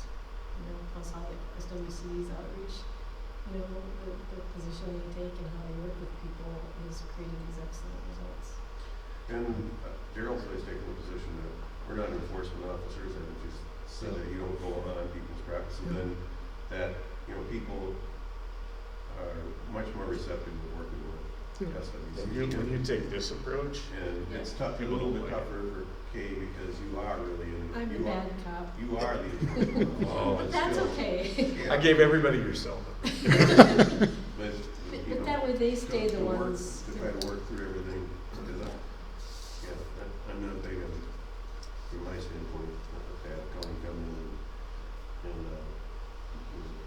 be big brother and Well, it's from the very get-go when I said, of course, you try to take anything that people look negative and spin it positive, and that's the world of sales right there. And you try to find a bright spot and move forward. And what I've told people, just in my doings in the state, all over the state, is I'll say it again. I say, guys, you better start paying attention. This is an easy one. Because if you're not going to do it, you're going to get forced into doing it. And that's a scary thing. So spit your gum out, start paying attention. This one is easy. Like, I remember back when it all started that there's a lot of negative publicity about it. A lot of people weren't happy with this. And to inform the citizens of Winona County that all the farmers in Winona County have complied with the rules, I think would be it. The fact that everybody worked together and got it done. Something positive being reported instead of all this negative BS. I firmly believe that it's going to make a small difference in the amount of some of the things that they said this was going to fix. But remember, the phosphorus problem was based on mud, so we banned all the phosphorus fertilizer. Did that fix it? No, it didn't. Is this going to fix the problem? No, No. it didn't. It's just one more thing, Yeah. more big government, more big government. And so they're out, but here's what it did do. I think people are going to see, the landowners themselves are going to be somewhat thankful in the future and say, wow, that creek bank didn't erode as much, or I'm not losing soil over that, or whatever might happen. They might even get a berm up to that after a while that's catching things, and they're going to say, I didn't realize I was losing that much, or I didn't realize that, So I don't believe it's going to solve the problem by any means, but I think it's going to make some people's minds up to conservation and land management. And that's more the bigger thing than I It's think. gonna keep the spray room from going on the creek too. That's one of the parts. Yeah, I think so. That's really going to be subject to, what you're spraying and everything else. But yeah, there might be some of that. I think more than anything though, that I'm in that business pretty heavy. But Where Jerry's coming from is we've seen the spray boom actually go Over the creek. Yeah. Yeah. Oh, yeah, I- Spray both sides of the creek with one boom. that, And actually, that's been one of our toughest things, is the landowner would put the buffer in, and then somebody would come in to spray the corn or beans, and they would spray the buffer too. And that would happen before we were out there to verify that they were compliant, so we get out there and everything's dead, it's not compliant. How many feet are in those two cases? That are? Just small corners here and there, yeah. I'm sure between the two, it's well under an acre.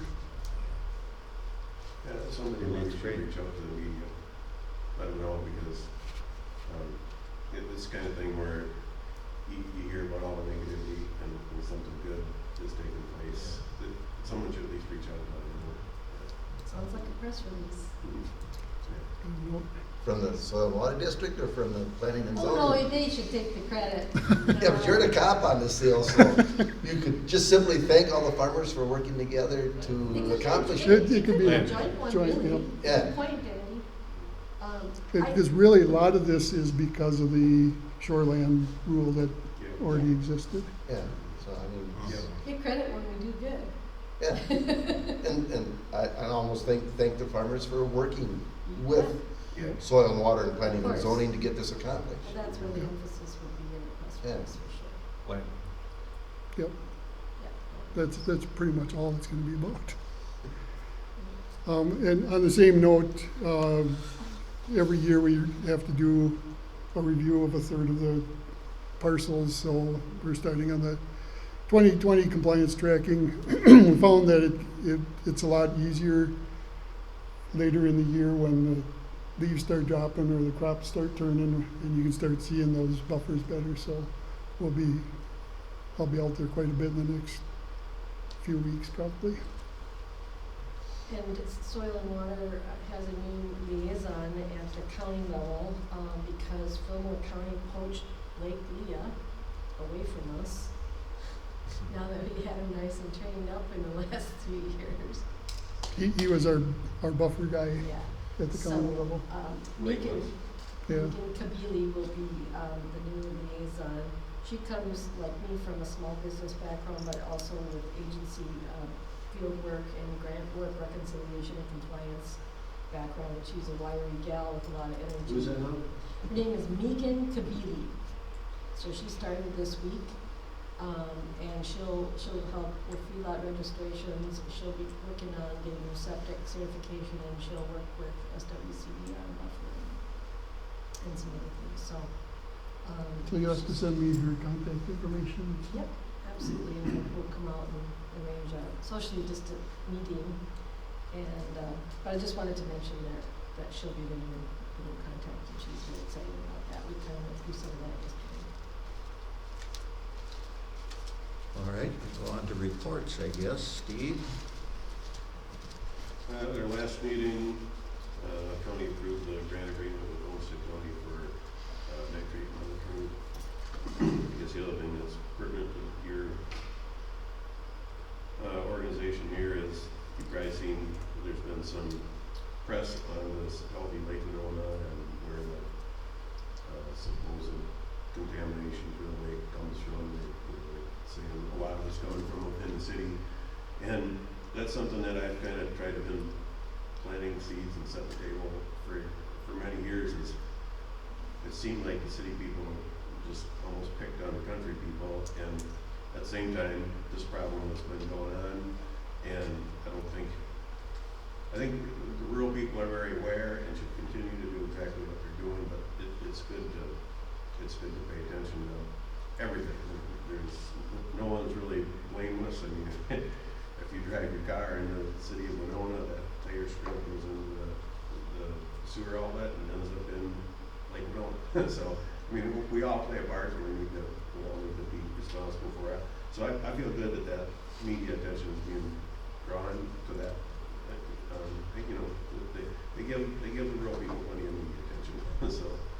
And to your point, Commissioner, we need to figure out some way to get those Asian carp at the bottom there stirring up the historic phosphorus into a dog food can. And Yeah. I'll find them an economic development grant if we can figure it out, because that was one of the things that I didn't even realize. So, I was thinking about that too, as I was out trapping streaky gophers. come over to my, Why don't they just put like a per pound bounty on just like a carp gopher, yeah. and Yeah. let them go at it? I mean, wouldn't people fish them? But who's paying the bounty? The Well, city, I mean, it's the it's- city's problem. Yeah. Right? Well, see, Yeah. otherwise, live is there, there. is our commercial fishermen, is there any value in carp, or, I don't know. There is, yeah. Oh, yeah. It takes a lot. There's value in it. They start fish, at least they. And if we could somehow incentivize the private sector to get the carp out, it 'Cause doesn't that seem is like that one should of have to be a government, I mean, maybe we'll have all kinds of people out there fishing, whatever. That was higher up the list of the problems than I thought it was gonna be, you know? Yeah. I mean, it hit me like, wow, I didn't realize there were that many. Mm-hmm. So their excreta combined with their work on the bottom, you know, Yeah. stirring up phosphorus, that was pretty interesting. Yeah. Now, are they just regular carp or are they the invasive? Their Asian carp, These are eight, yeah, these are the invasive, the ones that jump out of the water? a bunch of them are, yeah. That was my understanding from the consultants. I didn't No. get that. Think so. I Aren't know those there's been a jumping ones, aren't tremendous those the carp silver problem. carp or something? Well, it's already up to St. Croix, so it's not a big stretch of the imagination that Yeah. populations could be combining, They because are. it's in this stretch of Smoked carp Mississippi. was good. And that's part of Mississippi essentially. Just don't show it to me as far as. Well, if they're not there Oh, Well, I wouldn't now, say they that will there's none be in for there, sure. but I think there's more of a problem than those invasive. So has anybody ever addressed what I brought up the last time about this, just in the conversation? Well, that's Is why this a holding that's why- pond, or is this for beauty? Because you can't have one or the other, and you're gonna spend an obscene amount of money trying to create both. So the question becomes, which one is it? What was it designed for? What's it supposed to be? Is it for beauty or for what? Or a holding pond, in essence, a drainage pond, you know? Something to keep it from going into the It- river, it probably settle would. out, and it's doing exactly what it's supposed to do, which is settle to the bottom. And if the algae comes and everything else comes, it is what it is, but Yeah, well, this is people- a settle pond. The Winona population, they clearly want it to be something other than holding pond. Both. They want to be able to use it as a holding pond, because I haven't heard any talk about, let's put those storm sewers somewhere else. Right. So, but they want it to function as, they want to be able to dump everything into it, but they want it to function as. So they want it as both. Swimmable lake, and For so. tourism and for locals. Oh, absolutely. So the question You know, high becomes goals, is, you know, we and- say, well, how are we gonna pay for it? Well, I don't wanna pay for your lake. If you guys want it as that, as if you decided to live there, that's yours. Don't come crying to me to fix your lake problem. You know, At the same Charles time, doesn't go owners- to Winona and say, hey, by the way, we wanna, you know, put a pond in back here, Winona, we want you to pay for it. So to me, I think this is a Winona problem dealt with by Winona taxpayers, that needs to be addressed by Winona taxpayers, and Well, so that. That's my thing. That brings me to a question. Does any one of your districts encompass the city of Winona, or are you only outside of the city of Winona? Mine covers Winona. Bill Bill covers does, most yeah. of the town. Yeah, You Bill cut, covers. you catch parts of it. catch it corners, So- Billy's got most of it. So your jurisdiction, I mean, like, basically, county commissioners, I'm just trying to figure this out. County Heck. commissioners have districts, but we don't have jurisdiction within the city. And so I don't know how this, you know, parlays to what your district encompasses the city. Do you have jurisdiction? I don't know. That's something for you guys to figure out. But certainly from an advice standpoint, I feel like you're the people who voted for you both were from the city of Winona, right? Then you represent them. And actually, that's a little different because the city Yeah, votes right. for everybody. Yeah, we're all. They we're represent voting an on the area, whole but the county. vote is countywide. Yeah. We're the only people that are actually encompass the whole county. So people from any district can vote. Oh, you're all at large, so to speak. We're all at large. But you represent certain districts. Yep. But- Right. I see. So you can vote for me on the opposite end of the county. at vote. Or you can vote against it. Right. Well, yeah, but I'm saying, you get to vote. I didn't say which way, but he votes one way or the other. I mean, the whole county votes for us. Yeah. Okay. Why we're in districts then, I don't know, Mhm. because, It's more of a But, representation. so the people The from way it Winona, divided, I the city of suppose. Winona do vote for you, yeah, right? So you, I mean, then it's your obligation to represent them and whatever, I don't know, you have jurisdiction over their. I don't think we have representation, I think is a Yeah. better word than jurisdiction. But I think there's some interaction there. You're the ones they're gonna look to for what are, you know, kind of. And that's, and knowing, having known that, that's why I'm vocal about it, is saying, hey, look, this thing is, what's your scope? Mhm. It's by design, because you have previous years piped everything to that lake, it is a holding pond. Mhm. In some course of action over time, somebody said, well, we want to make it more than just a holding pond. Yeah.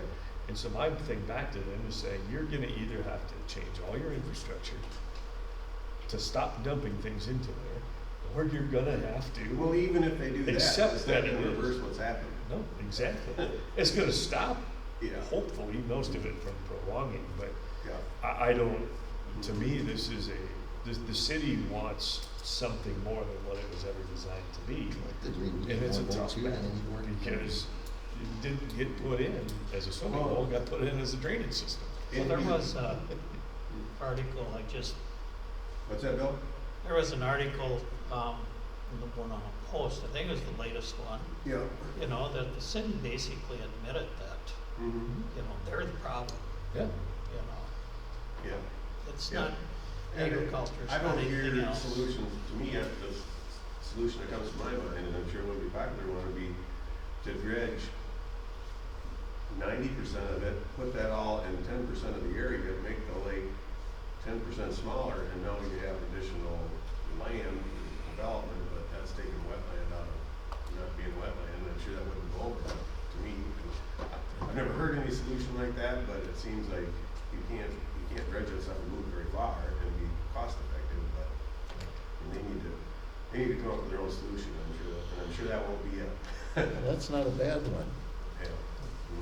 And I have nothing against what they're trying to do, I just don't want them to start, again, I go back to, we all want something nice, but at the end of the day, somebody's gotta pay for it, and if you're trying to take something that wasn't originally designed to be what it is, if the city of Winona residents want that, I feel as though they're responsible for doing it. And I've walked the lake many times. I walked it less than a week ago, both lakes, and canoed it.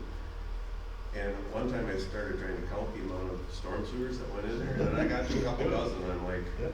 I don't know how many go. I don't know. I mean, it's just every block. I know, they're all over too. They- I've walked it. and everything dumps in there. Yeah. It just- But it actually is only about half the town. Yeah, the other I think half it's goes in about half, Mississippi. right? I got Yeah, it. the other half goes into Mississippi. Yeah.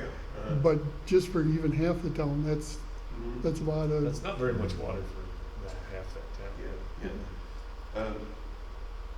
So just and then not really, I guess, with stuff that your board would be concerned with. The county board's working on an extensive broadband build out with the CARES Act money, so that should hopefully out the rural area with more accessibility to broadband, Saratoga Township area, Pickwick, a couple others. So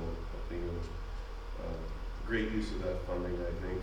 And then the other thing we recently did was approve body cams for our law enforcement. So, but if you have any questions for me, I'm happy to answer them. Anything new on the jail as far as scaling it down or eliminating it? Yeah, probably what you've been reading in the paper. I mean, there's, I think it's hard for me because you have a Criminal Justice Coordinating Council, CJCC, law enforcement, Karen Sonneman's office. They're all very well versed at proving why they need what they need, and I'm a single commissioner representing the people who have to pay for it. So the balance is tough there. It's going to be largely utilized by the city of Winona and the population of the city. It's going to be largely paid for by rural constituency. There's 3 city commissioners, that balance is, why wouldn't we build it and build it? Is there this is something that, and I realize this might be off subject, but I'm asking anyway because I would like to ask it. Is there ever talk of, and I'm not saying Homestead County's bad by any means, but just the tax differences between the cost of living between Winona County and let's say Homestead County, and how many people in this county leave the county, go to work to another county, spend other money in that county, and come back home to our bedroom county. I call it a bedroom county, right? Anything basically this side of Lewiston in this way, chances are, for the most part, they're traveling in that direction. Most people in Winona are traveling there or down to La Crosse. And then whatever's left is what Winona gets and the few communities that are left, right? That's the money that's being generated in Winona County. Is there ever talk at the county board meetings as we ask for money for our group, this group, that group, this group? I'm not gonna use, I don't wanna use the word pride, but let's just say the benefit of having a lower cost of living, and what are we doing to protect that, to keep people continuing to live here instead of moving to Olmsted County, where they don't have the community? And the difference between the tax base and all the different things like that to keep people in our county, rather than moving away. Well, yeah, Is it pretty uniform across that, or is it one-sided? I think it's a two-way street. That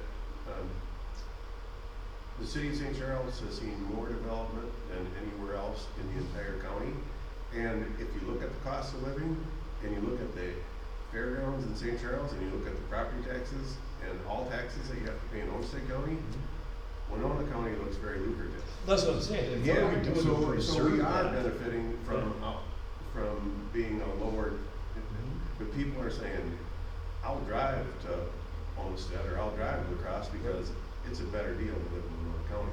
So, yeah, I think. For now, and what I'm saying is that a rumbling? But do the county officials and police departments and cities and everything else, are they recognizing the fact that they have to preserve that because that's what's keeping people here? That's why cities like St. Charles are growing, because just on the other side of Dover, the tax base is so much different. Are they recognizing that and saying we need to do everything we can to keep people here? No, I don't hear that, conversation at the county board. When I was the mayor of Altura, that's something I kept saying. We don't have much to give because there's really no industry left. There's no nothing. What we can do is preserve an extremely low tax base that is advantageous for especially starter home people to come and live here because our cost of living is so cheap. That's what's going to keep our community going. Because if we start buying $500,000 trucks and this and that, we're going to be in trouble. So I'm taking that small mentality to saying is as a whole. And that's why I'm so maybe on the conservative side because, look at Waukesha, look at some of these other counties that really, I think that's the elected process. That's why Marcia and I have been elected to the board, is because I think we hold those values. And the people who elect Chris, Greg, and Marie have every right to elect them, and they do. And then, there's kind of a polarization there, and I feel like that's the elected process playing out. And I think it lives at our county board level. I don't know if those words that you just said are exactly spoken. well, I don't really know how to, you see the scope in which I'm talking about. Yeah. So everybody- There was probably a conversation like that at the last county board meeting. I think Chris Meyer called me out on it. She wanted, which organization? Oh, Simcra. They came and they asked for their usual 3% increase because we're starting to put the budget together for 2021. And I said, hey, this is the first one that comes before us. We're really setting the table. If we give them their 3% increase, then every other organization has soil and water is going to have every reason to believe, hey, you gave them a 3% increase, so you got to give everyone a 3% increase. And so I said, I feel as though this vote today is really an implication or an indication of where we intend to go in the future. And Chris Meyer called me up, like, you're putting words in my mouth, and yeah, I want this increase, but that doesn't mean that I'm going to give it all across the board. And so it's like, I felt like, yeah, you just made that up. And then I didn't say anything more. So I think that plays out. But I'm just curious how much, I made it a really big point when I was the mayor for 2 terms. And said, look, y'all have to start thinking, what's our growth factor? How do we keep cost averaging out more expense on the same amount of people, same amount of houses? So just the longevity of this board and the ability to keep coming to the county to ask for money is really indicative of the cash flow back from the amount of people who are here. If we're not doing something as a county to keep people here, and one of our biggest strong points, because it probably is an industry, right, is going to be a lower cost of living. And as I'm watching my taxes literally go up in St. Charles 25% in the last couple of years, I'm going, all right, wait a minute, it's getting pretty expensive to live in this town. But I've also watched my house value go up a lot. Well, I think you see that play out, and Kay is part of this too, at our planning commission, and that's a position that I've taken politically, is everyone who comes to the planning commission for a permit for anything, pretty much Steve Jacob is going to fight to get that application through. Whereas I feel like other commissioners, Chris Meyer, she'll say, yeah, everything solar is good, we should do all that, but then it comes to anything industrial sand or anything else, like, no, we don't want that. So that's part of my philosophy, is that if in the population of Winona county, not just the city, and the city's been stable, but 1900 to 20, it's been right at 50,000, so there's been no growth, and we don't see any growth coming, so it's either, how do we share this tax burden through, through economic development, or how do, if we don't, then we have to tax each individual more. So, and I feel like our planning department has been, has been receptive of it. Yeah, how do we, what can we do to help our economy grow? And so I think those pieces are all, I think they're playing out. One interesting thing right along those lines, and I know, Mr. Chair, sorry, this is not exactly your agenda, but on the rolling 5-year from both the census and business indexes, the county is still has more people coming into work in the county than going out to other counties to work. And which is interesting. So even including people who live in the county, who work in Olmsted, or who work in Houston, or who work across the river,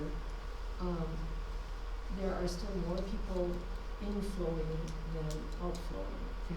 And another thing that was kind of interesting to me was of the business sectors that are growing, unfortunately, like some of them are fast food or the quick trips and things like that that are maybe not the industries that we're thinking of trying to attract. But we are not the lowest county in southeast Minnesota by any means.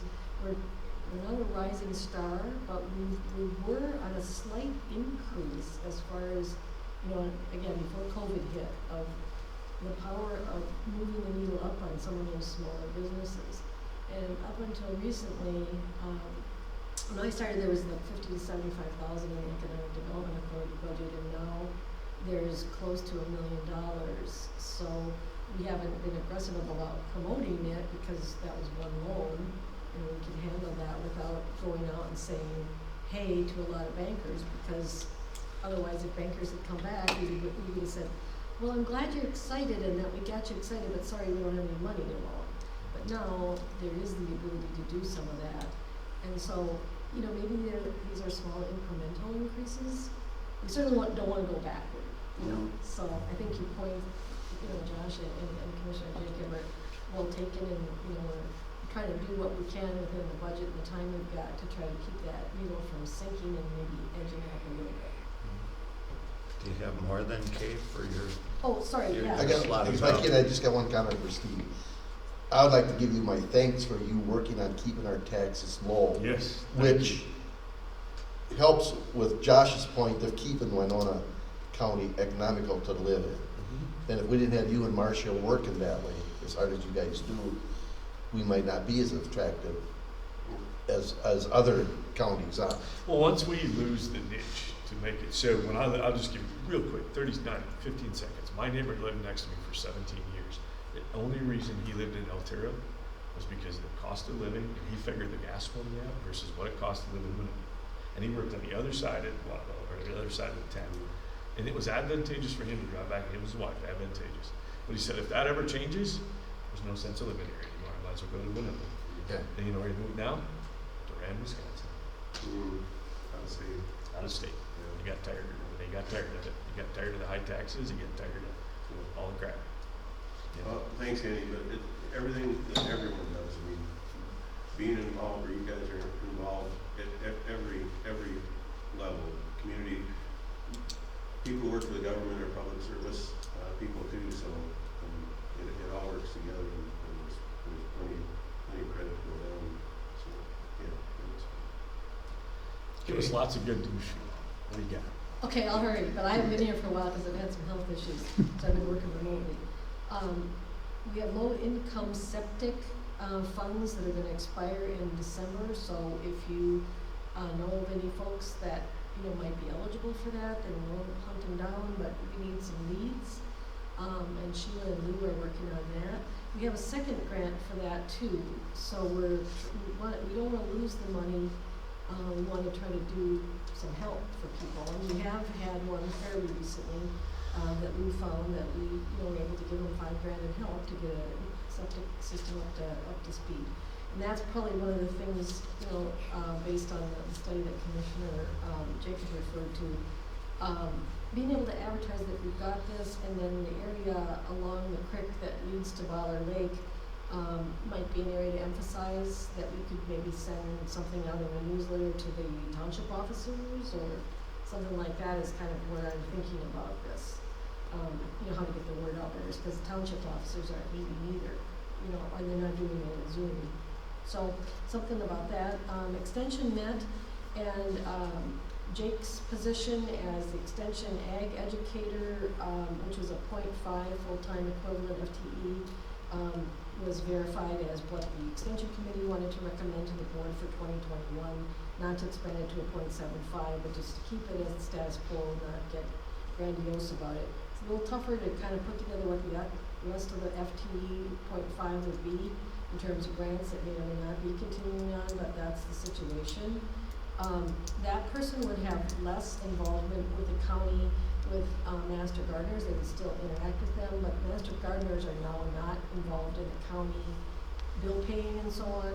I argue this is a club, it walks and quacks like a club, so could we please have the club deal with this and not churning paperwork through Pat Moga and my office and so on, and keep the focus more on the ag education, you know, the videos that Jake was producing, cover crops and so on, and interaction with the farmers. So I think that will be a positive thing. On the terrestrial updates, the county board approved recently on our third set of grants from the MDA toward oriental bittersweet removal. And so we jumped on it as soon as they made that approval, and we have 3 new interns hired. This is different from the last grant in that it's a 2020 and 2021 grant. It's a 2-year instead of a 1-year. It's $60,000. It's mostly labor and some materials to get property owners the chemical, to get them maybe some tools and getting the technical advice, and then the rest of it is getting rid of the infestation as much as possible by spraying last year's regrowth, by getting rid of more oriental bittersweet at Stone Point. Last year they mapped it and they cut female vines, and it was so extensive in one part that we don't get out too much, that they also discovered a big infestation of green barberry. And I don't know if anybody here is old enough, but I read some archival material about parties of farmers coming and helping in the bluffs to get rid of barberry back in the day. And I almost think we're gonna have to get to that point, because these 3 interns are not going to be able to eradicate this green barberry. The other Is thing the barberry, is that the shorter, bushier stuff? I would raise your hand by about 2 feet, Okay, yep. this big. Well, you think impenetrable circuit, or impenetrable forest with oriental bittersweet, you get barberry in there, you're not gonna get 100 that goes through that. But they actually use barberry bush for like landscaping, correct? Yes, sir. So of the probably 27 to 40 cultivars that landscapers use of oriental bittersweet, all of them that have viable berries produce green, and just like anything else, Yeah. it's not true because these are vegetative cuttings that they take and grow on, but they produce green barberry for the most part when they grow out, or a certain population, just like any other genetics. But the problem is, certain ones, Crimson Pygmy, Rosy Glow in particular, that have been old, you know, from my days as a landscaper, guilty as charged, because we were told from the wholesalers they're good to go. Well, it turns out they weren't quite so good to go, because they had higher percentages of berries that germinated. So now they're down to, they have developed some new barberry varieties that do not, they set berries, but the berries are not viable. You know, so the landscape trade could still have some things with purple leaves. So I checked with Sargent's in Rochester and a couple of others. They're not carrying them yet. They still have the old varieties. So they need to get the message out too, because you don't want a source of inoculum being continued to be planted in landscapes when we're on the other side trying to get rid of the dang things. So there's a disconnect there that the state association should probably be working on. But the list from the DNR of those that have the most viable seeds versus those that, even though they're not totally producing, or they're not totally sterile seeds, there's a good list for them to be working on, that they don't have to reinvent the wheel to figure it out. I'd have to re-research this, but I believe this to be correct, is that the barberry bush is also one of the few bushes that can host rust, just the same as in our oats, and that can respore and go back out. White pine blister rust. Yep. So, the Japanese varieties have not been, guilty, which is why they allowed them to plant those, you know, the previous species, it was not the same species as this, but it has a different issue. So, anyway, long story short, sorry for TMI, but, we may need to think about getting some help with that, because all those green barberries that have seeds, and they germinate a lot, the green ones germinate a lot better than even the red ones, so. So that's something that, a new nasty thing we discovered, with the COVID volunteer capacity building, which is one of the tabs on the grant, is gonna be a lot more challenging. We were trying to keep the outbreak from spreading as much into Houston County, and we found in the research last year and walking around Apple Blossom, County Park, that there is an outbreak in Apple Blossom too. So part of Outbreak the, of what? or into bittersweet, yes.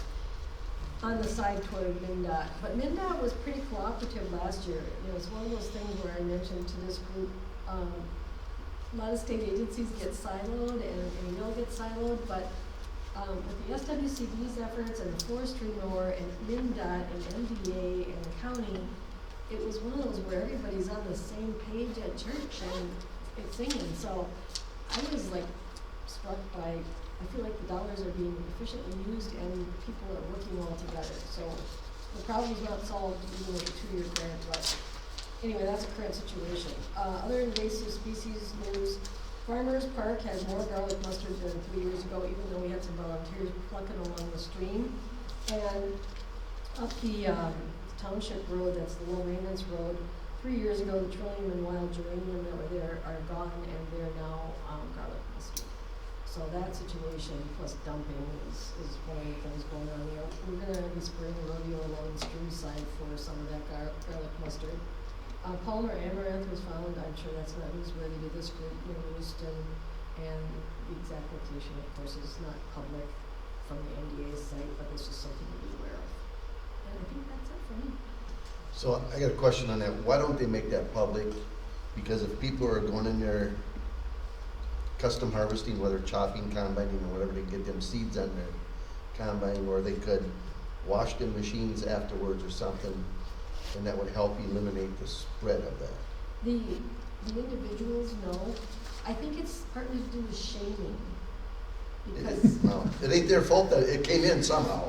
no, I know, but. I'm sure they didn't bring it in, so. No, I know, I think, you know, Right to privacy.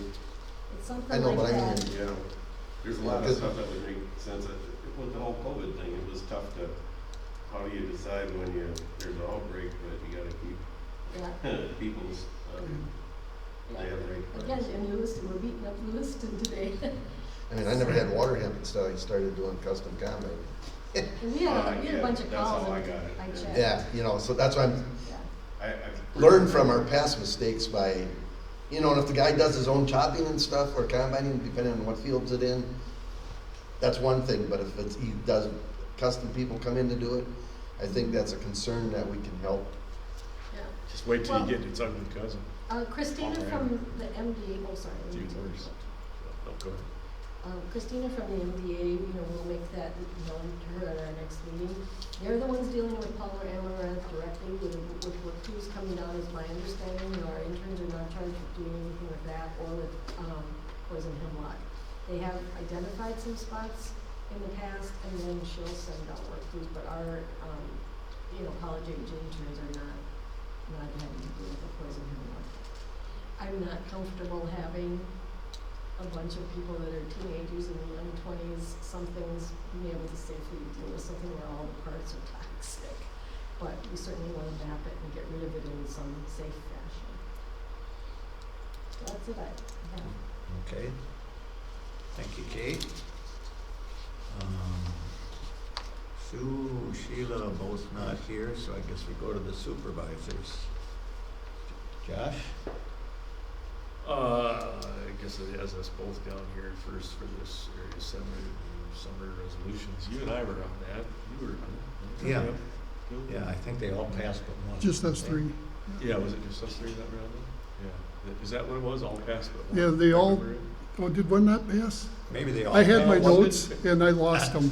Well, I didn't bring notes either. No, but there was some discussion. I Yeah. chimed in about a few of them, you know.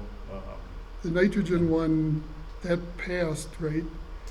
To Sorry. support more research or whatever. I think. Was that the one that had a lot of discussion on? Yeah, it had a lot of discussion. Yeah. Support for attend, but I nitrate didn't studies count and there, all that. impact of southeast Minnesota drinking water. Yeah. And there's a lot of discussion, same thing that you Same thing, mentioned. yeah. Yeah. I think we got enough research, now we gotta do something with the research. Do something. But I think that one did pass, didn't it? I think it did. Yeah. There was the one that didn't pass, yeah, I don't have any. Was it the increasing CRP payment limit? There was that one. No, the one that I chimed in about was somebody had said, it was the short-term CRP. Short-term CRP. Yeah. And somebody had said, no, they don't agree with it. That's when I chimed in and said, hey, this is actually a good way to get land conservation. It's short-lived, just like this scenario. It's short-lived, it's not long-term, it's not a big commitment, and you kind of back that up. So I think that one did pass. Yeah. Yeah, because they talked, I think they reworded it a little bit to more match the old set-aside. The set-aside, Program. yeah, their grandpa always did set-aside. Yep. Everything was set-aside. We changed one, I think that. I think that's the that one was that was passed. changed, yeah. So I think they all passed. So there was some good, I guess the overtake on that is there was some good resolution. Some of them needed some tweaking. There was some things, there was, for a Zoom meeting, I thought there was decent dialogue. Yeah. You know, the way they took the votes was a little bit awkward, but it worked, you know? And, but overall, I think we've got some good things moving forward out of it. So, and there should, if anybody's interested, there's some overlying notes on it. So, that's what I'm going with. As far as anything else goes, it's going to be interesting. I guess I'm going to give kind of my take on it. I get involved with the ADM situation and sit in a lot of their meetings and phone conversations, and I actually missed yesterday's meetings. I got tied up, but it's going to be interesting with the storms that went through Iowa. You know, what that's going to do to crops. Early crop removal, you know, could be late. Depends on how it recovers out of it. Might be some opportunities for some guys to get in. I don't know how anxious they're going to be. I think it's going to depend on crop insurance, but hoping to maybe see some cover crops go in if they end up taking this stuff early. I don't wish for something negative to try to create something positive, but you know, you never know what might come out of that. I hope too that if we look at the amount of hail that we've had in certain areas, even just a slight crop, you know, you don't want something negative to create a positive. But there's a lot of acres down in Iowa, and it's a lot worse than what people realize. I know a lot of people down there. I've been on the phone with a lot of them this week since I got back on vacation. And we rocked that storm out in Worthington in our RV when that thing came through, and she was shaking pretty good. And the reality of it is there's enough acres down where it's pretty substantial. And I think the thing that isn't being covered by the media, imagine that, because personal reasons I believe they're together, but China's having some really big issues. Their big basin down on the bottom right now is basically underwater, and it's been underwater for a long time. And if you see, they've been secretly or very quietly buying up some soybean bushels, wondering why. Why would you all of a sudden buy $325 billion with a contract for another one? Because they know they're in trouble, and that's why they're buying. And if we look at, you know, and they provide about 20% of the world population for different crops. And so when you look at, plus what they need to feed themselves, so when you look at what's happening there, and when you look at what's happened here in the Midwest, and we look at that, there's, USDA just came out with a report here yesterday, I think, saying, oh, bumper crops. Well, somebody wrote that report about a week ago, because that's, well, before. It's like, how could you be that dumb? 10 million acres were destroyed by Right. the wind.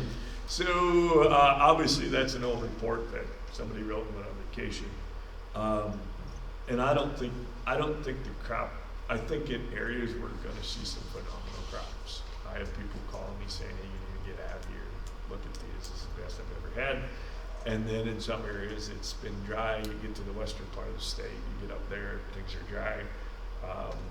So I'm optimistic that through something negative, something good will come out, and I'm hoping that we begin to see. Again, it's not going to happen because nobody's talking about the China debacle, and the media suppresses that, and it may to what a certain group of people want, which is a failing economy. And the reality of it is that they're in trouble, and I'm hoping to see that we get a turnaround in this ag production and cost on these three things that are going on. So, I got a question for you. yeah. You said western Minnesota's dry? Because I Parts had of- 0.94 inches of rain for the entire month of July.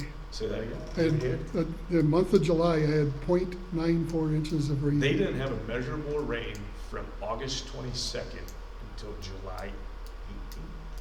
Oh, That well. is April extremely 3rd. dry. Yeah, I'm bone dry, the April ground is 22nd. cracked, Yeah. got You said cracks, August. Or quarter inch April, or half sorry, inch thick. April, wide. April 22nd, 28th. That's how dry in certain areas were. Hmm. They were dry. So it was, and then of So the course. crops never got started, really. They got started. There was enough dew. I walked some, there's some pretty good sized farms out there that we work with, and there was enough dews to keep them going. And looking at the crops, they actually looked fairly good, but they needed rain. So, and they got it in time. They got into the heat. So, but there's some areas that they're not 100%. They're going to be 70, and there's some areas that are going to be 120%. I think there's some really nice looking crops. But Illinois looked really good until lately. Iowa looked really good until lately. But talking with people, Illinois was, what was problem there? Under rain? yeah, just on the west side, kind of got carried into there. Some of that through there still looks really good. Talking with some individuals that I know that travel all throughout the Midwest very, very frequently, they're beginning to agree that maybe it's not quite in areas what they thought it was. So I'm trying to bring hope to the farmers and saying, hey, there's a pretty big deal going on in China nobody's talking about, because if they did, it would drive the grain prices up, and that would help a lot of people and help our economy.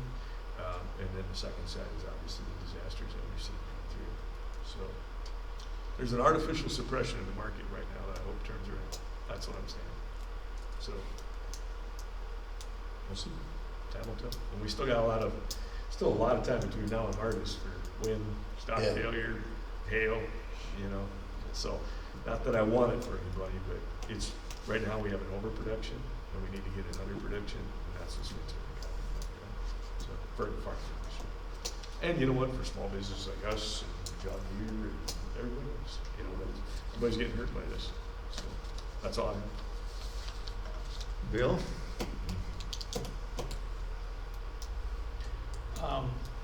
Yeah, we had the meeting by Zoom. I came up here to the office and Daryl set me up, so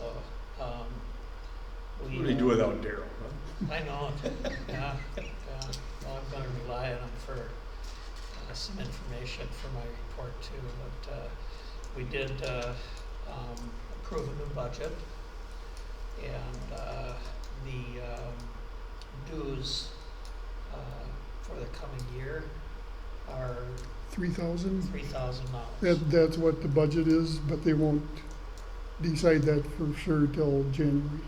Yeah, yeah.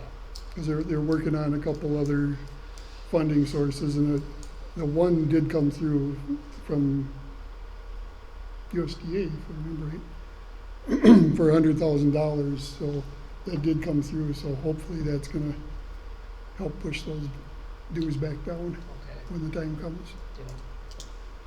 Yeah, we approved, was it Glenn, his authority To sign new grants. to sign checks and stuff like that, so Excuse me. it makes the process faster instead of having to bring that to the board and stuff. Let's see, what else? You're gonna have to help me out, Carol, because I didn't bring any. So Thing. Pete Fryer, the engineer that is in our office, they approved him to officially work from home now.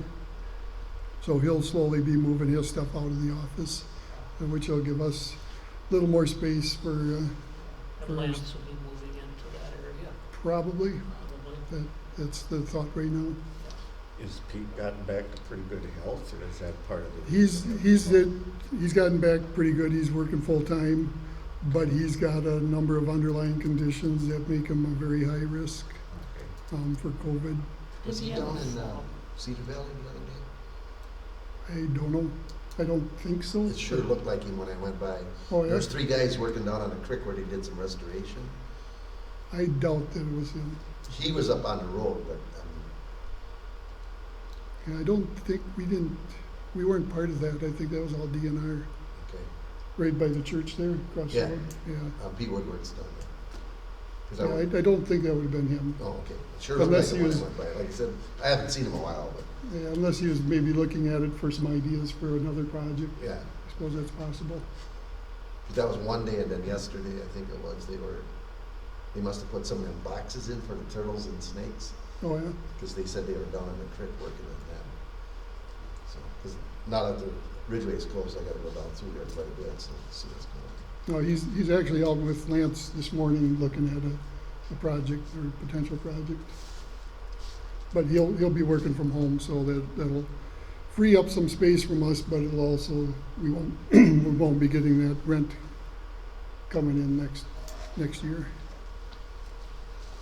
There was also, was it 2 or 3 guys Yep. are So the not chair gonna run? and the treasurer are both not running for the board or for the SWCD again, so they won't be on the Joint Powers Board anymore. And the vice chair is running for county commissioner, so if he gets on the county commissioner, he won't be on the district anymore, so he won't be on this Joint Powers Board anymore either. So we have potential of having the top 3 offices in the Joint Powers Board becoming vacant all at once. And that was part of the reason they gave Glendi authority to sign some of this stuff, because there's gonna be a little overlap where there might not be anybody. Southeast Technical Board or? Yeah, technical support, Joint Powers Board. Anything else, Bill? I can't think of anything else. Maybe Daryl's got some more. That's all I have on that meeting. No. Well, it's your turn for report, Darryl. Did you- I really don't have, I got one complaint, but don't really, I was a little disappointed that, on the elections that we just had, that I never seen a ballot in the paper. Unless you seen signs up along the road, you didn't even know anybody was running this year. I just thought there was a lack. I don't know if it's the paper's fault or if the county, usually the county has a ballot in the paper every year. for the Yeah, but election. isn't everyone's ballot different? I mean, depending on, it's specific to each. There's this new thing called the internet, Andy. Yeah, I know. But actually, I'll give, You're crazy internet. Cindy tried to look it up, Some people and say it's gonna take off. Cindy tried to find it on it, because we didn't know who the heck was even, where there was, Yeah. But I think you can get a sample ballot if you Google in the Secretary of State. she was looking in Winona County, Yeah. Yeah. That's- it- at it the should county be- level. Yeah. She couldn't find nothing on Monday night. Yeah, those, your sample ballot should be available Okay. somewhere. And she is computer savvy, so, I mean, Well, I like giving you a hard time. I know, I don't care, I just, I actually am learning more and more all the time, but I can remember when You're somebody forced. said, I'm forced to. I told her, Everyone is. yeah, I said, there's coming a day here shortly, I said, where we're gonna be on the internet on our phone. And that person looked at me and said, never happened, never happened, it's not possible. What's this? There's gonna come a day what? Years ago, when we still had the old flip phones and everything, I said, well, we're gonna have internet right on our phone, and we're gonna be able to do the exact same thing. And they looked at me like I was the biggest idiot and said, looked right at me and said, never happened, that is impossible. How could you ever do that? It was available on the flip Andy, the good phones. thing is for people Yeah, like but you and I, before it really became. is that they're Right, they're when it making these became- things so that even if you don't know how to use them, they're getting so people who aren't computer savvy are like, oh, you have 2 choices. Oh, okay. Yeah. You don't have to run the whole keyboard or anything. I seen the city of Winona's was in the paper, but not any in the county. I mean, it don't take that much room to print. Because most of the counties are under the same jurisdiction. The county isn't split on senators and congressmen. Yeah, it's It split, is? yeah. Okay. I think one of the issues, just to jump in for one quick second, it's none of my business, the auditor treasurer's office, 50% of her workforce, because there's only 2 people. One of the people working there passed away right before the election period. It was unexpectedly after some surgery, Yeah. and the day she was due to come back, she was gone. And trying to fill somebody while you're trying to get an election run, it just, yeah. So she's looking unusually stressed out. So I don't know if that had anything to do with it. I don't know a darn thing about it, but I do know Yeah, that happened. it does. And my sister-in-law is Katie P. Oh, there you go. So, You yeah. know about it. You know more about it than I do. She's the half of the Well, she's, people in there. then she's frazzled and working hard. Yeah.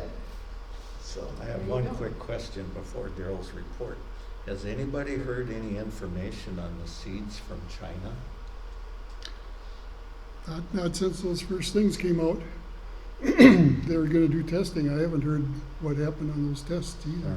China might be doing something. That seems awful secretive too, that there hasn't been a little bit of information put out about that. I sure hope this gets. it's only been about like 2 weeks. Yeah, it's been at least Yeah. 2 weeks, Yeah. if not more than that. I don't know if anybody that got any, but I've just seen a lot. I got a call from a lady. Oh, you did? Yeah. Okay. Have they sprouted yet? The USDA wanted them all back. That's the NDA number. Yeah. Yeah. I expect That's one just- call for Yeah. Mike 'em. Daryl? Okay, actually, my first thing I was gonna tell you, I'll wait till Steve gets back, just, Winona County Farm Bureau 102nd Annual Meeting is Tuesday, the 25th at Farmers Park. If anybody's interested, they aren't doing a meal, but they're gonna have, individually wrapped ice cream available, and they said there's plenty of room for social distancing down there too. I had on here, we received a couple thank you cards. One I already told you from Nikki. We also got one from Trevor Anderson from St. Charles, thanked us for the Conservation Legacy Scholarship. He'll be going to NDSU this fall, or anytime now, I assume. MASWCD Board has decided to have the annual meeting in December virtually. And that's all they've decided. The more information will be coming out on how they want to do that. On a similar note, the Bowser Academy that staff goes to usually, that's going to be virtually too. And what they're talking about is doing half-day trainings in the morning instead of all days, which would have been normal for the Bowser Academy. So I don't know if they're gonna have it more days or if they're just gonna have less training or what they're gonna do. It's hard to sit on the computer all day watching a webinar or something. Go back to the first thing I was gonna mention.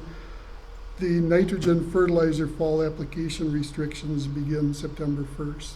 So that again? Nitrogen fertilizer fall application restrictions. Is that the one with anhydrous and zone-based 50, have to, All if that it's over stuff. 50%? I don't know all the specifics.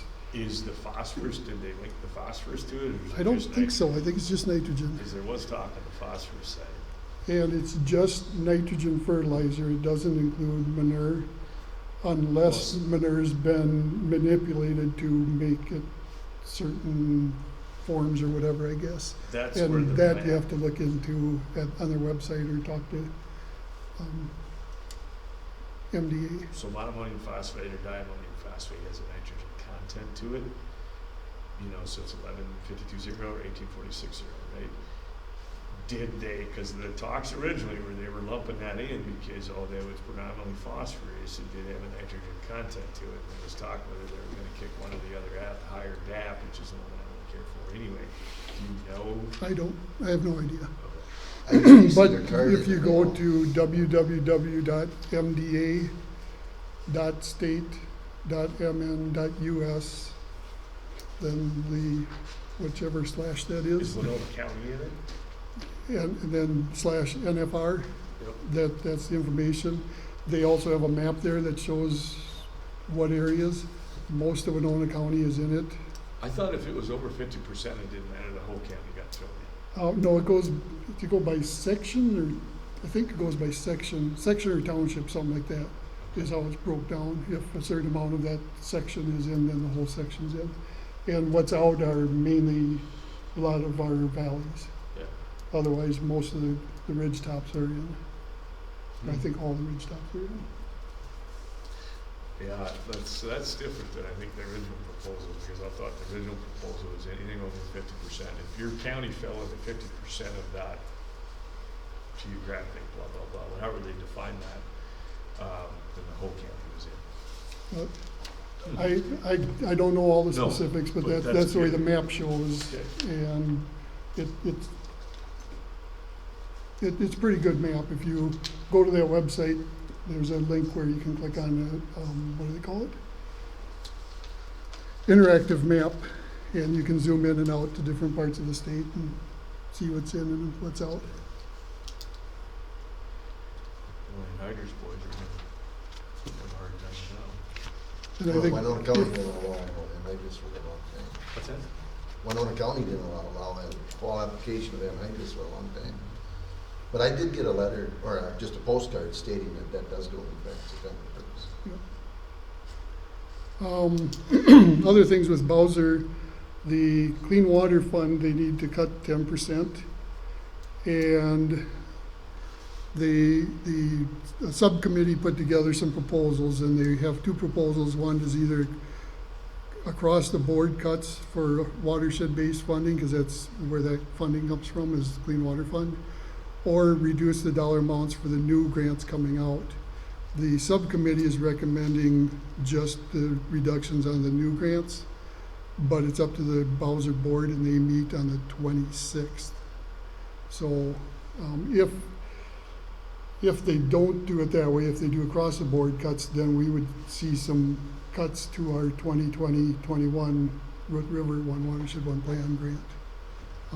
And that's, I think, why the subcommittee is recommending only for new ones, because this has all been contracted and spoken for, and it really changed how we're doing things in the root. A lot of projects that were planned to be done would have to be stopped, and so hopefully they go with just new grants, which would mean our 22-23 grant might be lower, or they might have to fund fewer of the planning, the One Watershed One Plan planning grants, which is what we applied for the Mississippi Winona Crescent. And I think, yeah, they have had nine applications for that, and they have, right now, they figure enough funds for 6 or 7. And I don't think that's gonna be decided on the 26th, though. I think that's later in the year yet, but I could be wrong. So monies that have been approved are gonna be cut? They've been approved, but it's that 50-40-10, so we don't have all of the money, so they could potentially stop some of that money from coming to us. And that's not Bowser, that's the Office of Grant Management, I think that's the name of it. So they're cutting Yeah, 10%, but still, they're I cutting mean- 10% Because of the economy, income not coming in. yep. I feel like that's unusual, isn't it? Well, and just, I mean, the private sector, a deal's a deal. Yeah. If you agreed to take on the programs and you're gonna administer the money, and now we're saying, oh, sorry, we're not gonna give it all to you. I mean, even if this is 10%, that is like, that So just my seems question is, do they get 10? beyond unethical, illegal. Well, my thing is okay, so you're that slow because you ain't got money coming in or whatever the deal is. Did they look at their own, why not cut 10% of your administration costs? Shrink the building down 10%, turn the thermostat down, and we don't buy a new car, you know? Fire the janitor and clean your own bathroom like we do here. Yeah, but Right? that ain't the way, I mean, you But know that you- that ain't the way it works, it's just taken away from what's actually Yeah. doing good, and we all keep our comfy offices in that really nice building up support there that we all built. hierarchies, you know. Right. Well, like I said, subcommittee's recommending not that, just You know, to instead make they those make cuts us to the suffer new and figure grants. out how to do it. Yeah. You know, that's a bunch of crap. Also, just wanted to let you know, I've contacted the county IT to see if there's a possibility of upgrading our network to be able to work remotely if needed, and what it would cost, what kind of equipment we would need and things like that. Mark said he'd look into it. My guess is it'll be a while though, because the county's in the process of upgrading all their bunch of laptops and things like that. So I think he's gonna be pretty busy for quite a while now. Yeah. We'll see. I think the county's been there for you, at least. Yeah. Yep. I think I just know I'm not gonna push him too much because I know he's got a lot going right now. there's some other, we're learning that it's a challenge, but there are some benefits to people being able to work remotely from home. There's flexibilities and, perhaps not as much physical office space required all the time. Parking, it helps parking. Sure. I tell you, putting the budget together was way easier doing it remotely because of the number of interruptions. But when you got new employees and new interns, you just, remote is just not working. So to your point, having a little bit of flexibility with it is pretty good. So much comes down to how people look at it. Are you looking for what can work, or are you only looking for what doesn't work? Well, there's a lot of businesses that are making changes like that permanently. Yeah. I know Mayo Clinic is making some of those changes even. Sometimes, like Southeast Minnesota Economic Development Group always meets in Owatonna, like once a month. Well, for me to drive to Owatonna, I would like to interact and get ideas and be able to, have the synergy of it, but I just don't have time to chase to Owatonna very darn often. But since they've gone to Zoom, I've been able to hit every single meeting, and it's been valuable because finding out how they're handling different things, within COVID or with CARES, and just kind of compare with what we're doing.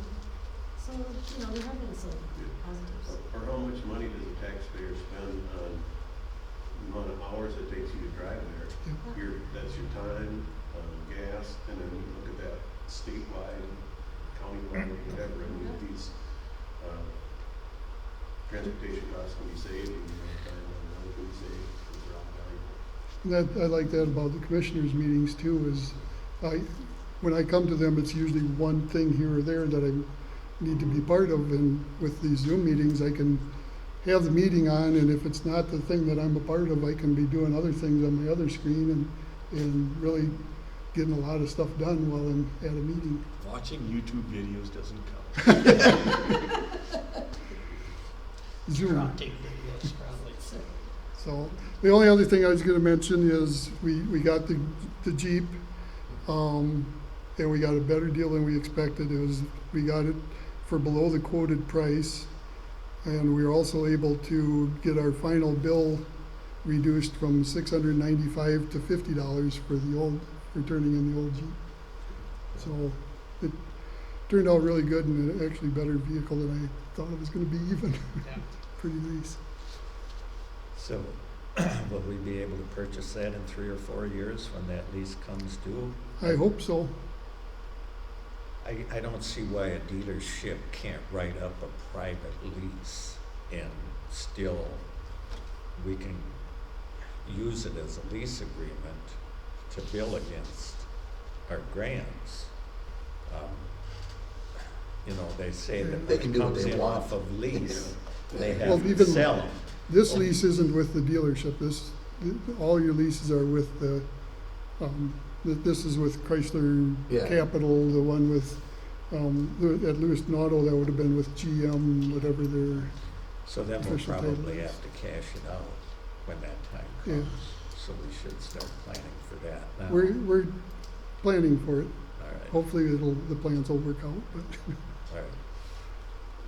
so that's all I have. Okay, Unless I forgot anything? we have committee meetings coming up. Josh, you have one a week from today, and I have one 4 days after that. So,